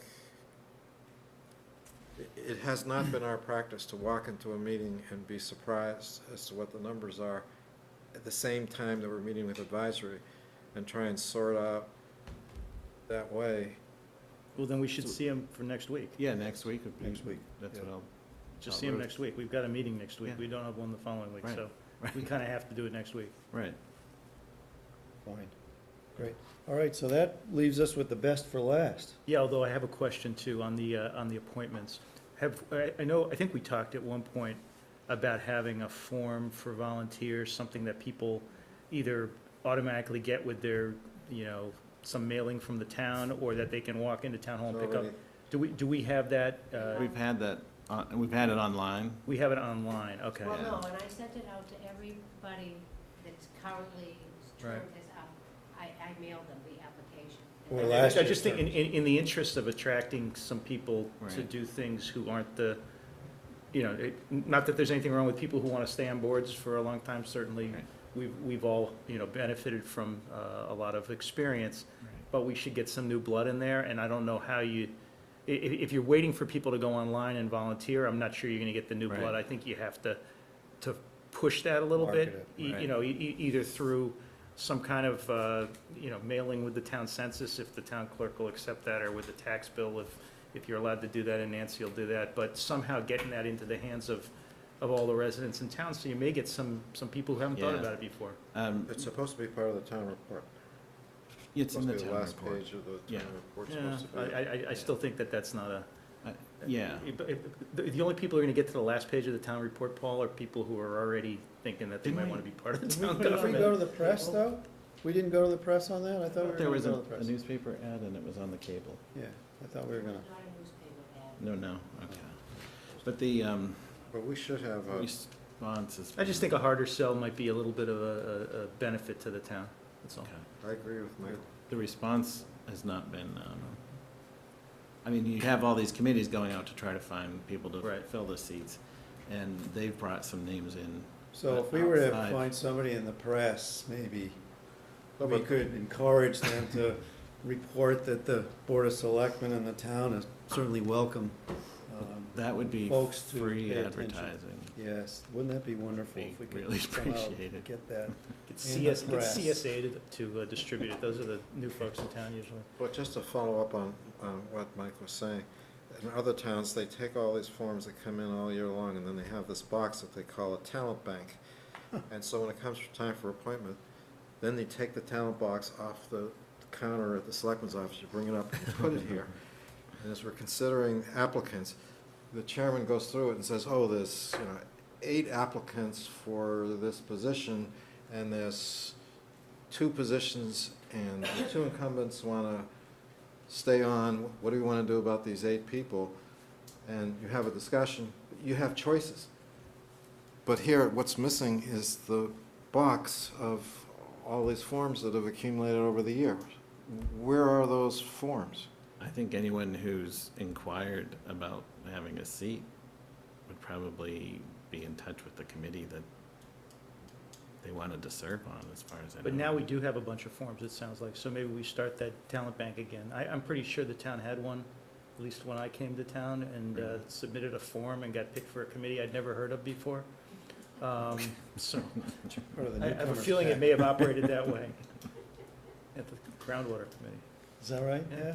No, I mean, it wasn't a committee I asked to be on, I was interested in volunteering for the town and had certain set of skills, and somebody said, oh, let's put Mike on this committee, Yeah, so. that's how it worked, and it was a good system. So somewhere there should be a whole series of things that people do over the course of the year. And when new people move into town, I assume as part of a welcome basket, this volunteer for your community. That would be a good thing, yeah. We don't have a welcome basket either. Wow. I'll get on it. Let's work on that. Budget doesn't allow. Yeah, that's not really a selectman job anyway. No, that's right, that's right. So I attended a meeting of the a meeting of the Smart Sewering Subcommittee, which John Higley created and then wisely decided not to be on. But it was, Eric Johnson was selected as the chair. From the planning board, Peter Lifferton is on it from Board of Health. Darrell Beardsley from, I think, the Water Committee, if I'm not mistaken. Michael Lesser, Tom Ermstrom, Gene Crowley, and a few others who I'm probably forgetting. We met with Robert Zimmerman and 2 of his colleagues from the Charles River Watershed Association. They were, as Paul and Peter know, they had some grant money to conduct a study, a preliminary study, a kind of a feasibility study for Sherborn of the potential for having what they call smart sewering, which is a common wastewater treatment system for a small area of town, which in their, under their program, they would set that up in a way that it could actually be used to generate electricity as well, which would then help to offset the costs. They have 2 other projects going in 2 other towns, and they made a presentation, our town planner was there as well. They made a presentation showing the area of town that could potentially be served, which is essentially the center of town. There was a suggestion that if they're going to do a study like that, that the school should also be included to expand that area. But it effectively runs on from about the Sherborn Inn property down, not quite to the split, I think, or maybe just past there. This is a very creative idea. It's really just, it's not a plan at this point. It's a concept. One of the things the committee was going to do was to go out and various individuals were going to contact some of the property owners in that area. Unfortunately, although there were a couple who were asked to attend the meeting, they were not able to do that. So we wanted to make sure that we had some input from folks in that area. One reason I wanted to bring it up tonight was just so that more people in town are aware that this is, I wouldn't say under consideration, but it's at least something that's being discussed at the suggestion of Charles River Watershed Association. And I think the planning board has been an active participant in soliciting this information and getting more information about the concept. There will be meetings later in the summer. We don't have a date yet for the next meeting. One of the other aspects of this program that had some discussion the other night was whether there may be other ways to address wastewater issues in the center of town besides the particular smart sewering program that Charles River is putting forward. We don't at this point have any indication that Charles River is going to be studying any other way to do it, but that's certainly something that's been open for discussion. So I don't know if any of you have any questions or follow-up comments. Are there materials available from that, or will there be more output from the grant? There should be. There was a slideshow or a PowerPoint that was put together. I don't believe I've ever seen a printed copy of that, but there may be one. I think the town planner probably could be the contact person on that, or he could get one to David.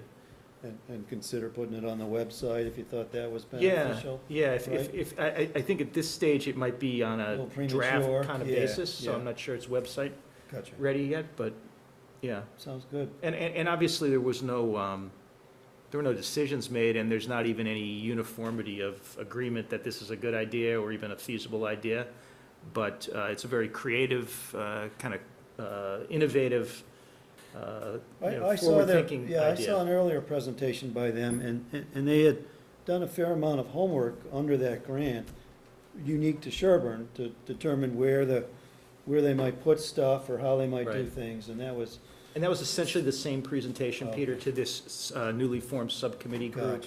Gotcha. The next phase of this would be the economic feasibility study, which they contract with an economist, I guess, who has some experience doing these for a couple other towns. Littleton is one town that they've been working in. I believe Rentham is the other town they're working in. And Sherborn's very fortunate. I mean, Paul, I think, helped bring these folks forward. That Sherborn is unique in that we're one of 2 or 3 communities, as you say, that has this going for them. And there are no, we're not required to do anything as a result. We'll learn something. That's right. Nothing else. It's great. That's great. So if anybody has any questions, they can ask me, or they can ask Eric or John Higley, probably. Perfect. Anything else? Gents, thanks. All right, anything else for this evening? So I'll take a motion to adjourn. A second? Second. All in favor? Aye. Thanks again, gentlemen, Great. for your contribution and efforts. It's terrific. Thank you for running a good meeting. Good. We covered a lot of ground. Thanks for staying late, everybody. Thank you for staying late, right? And, Let's get the name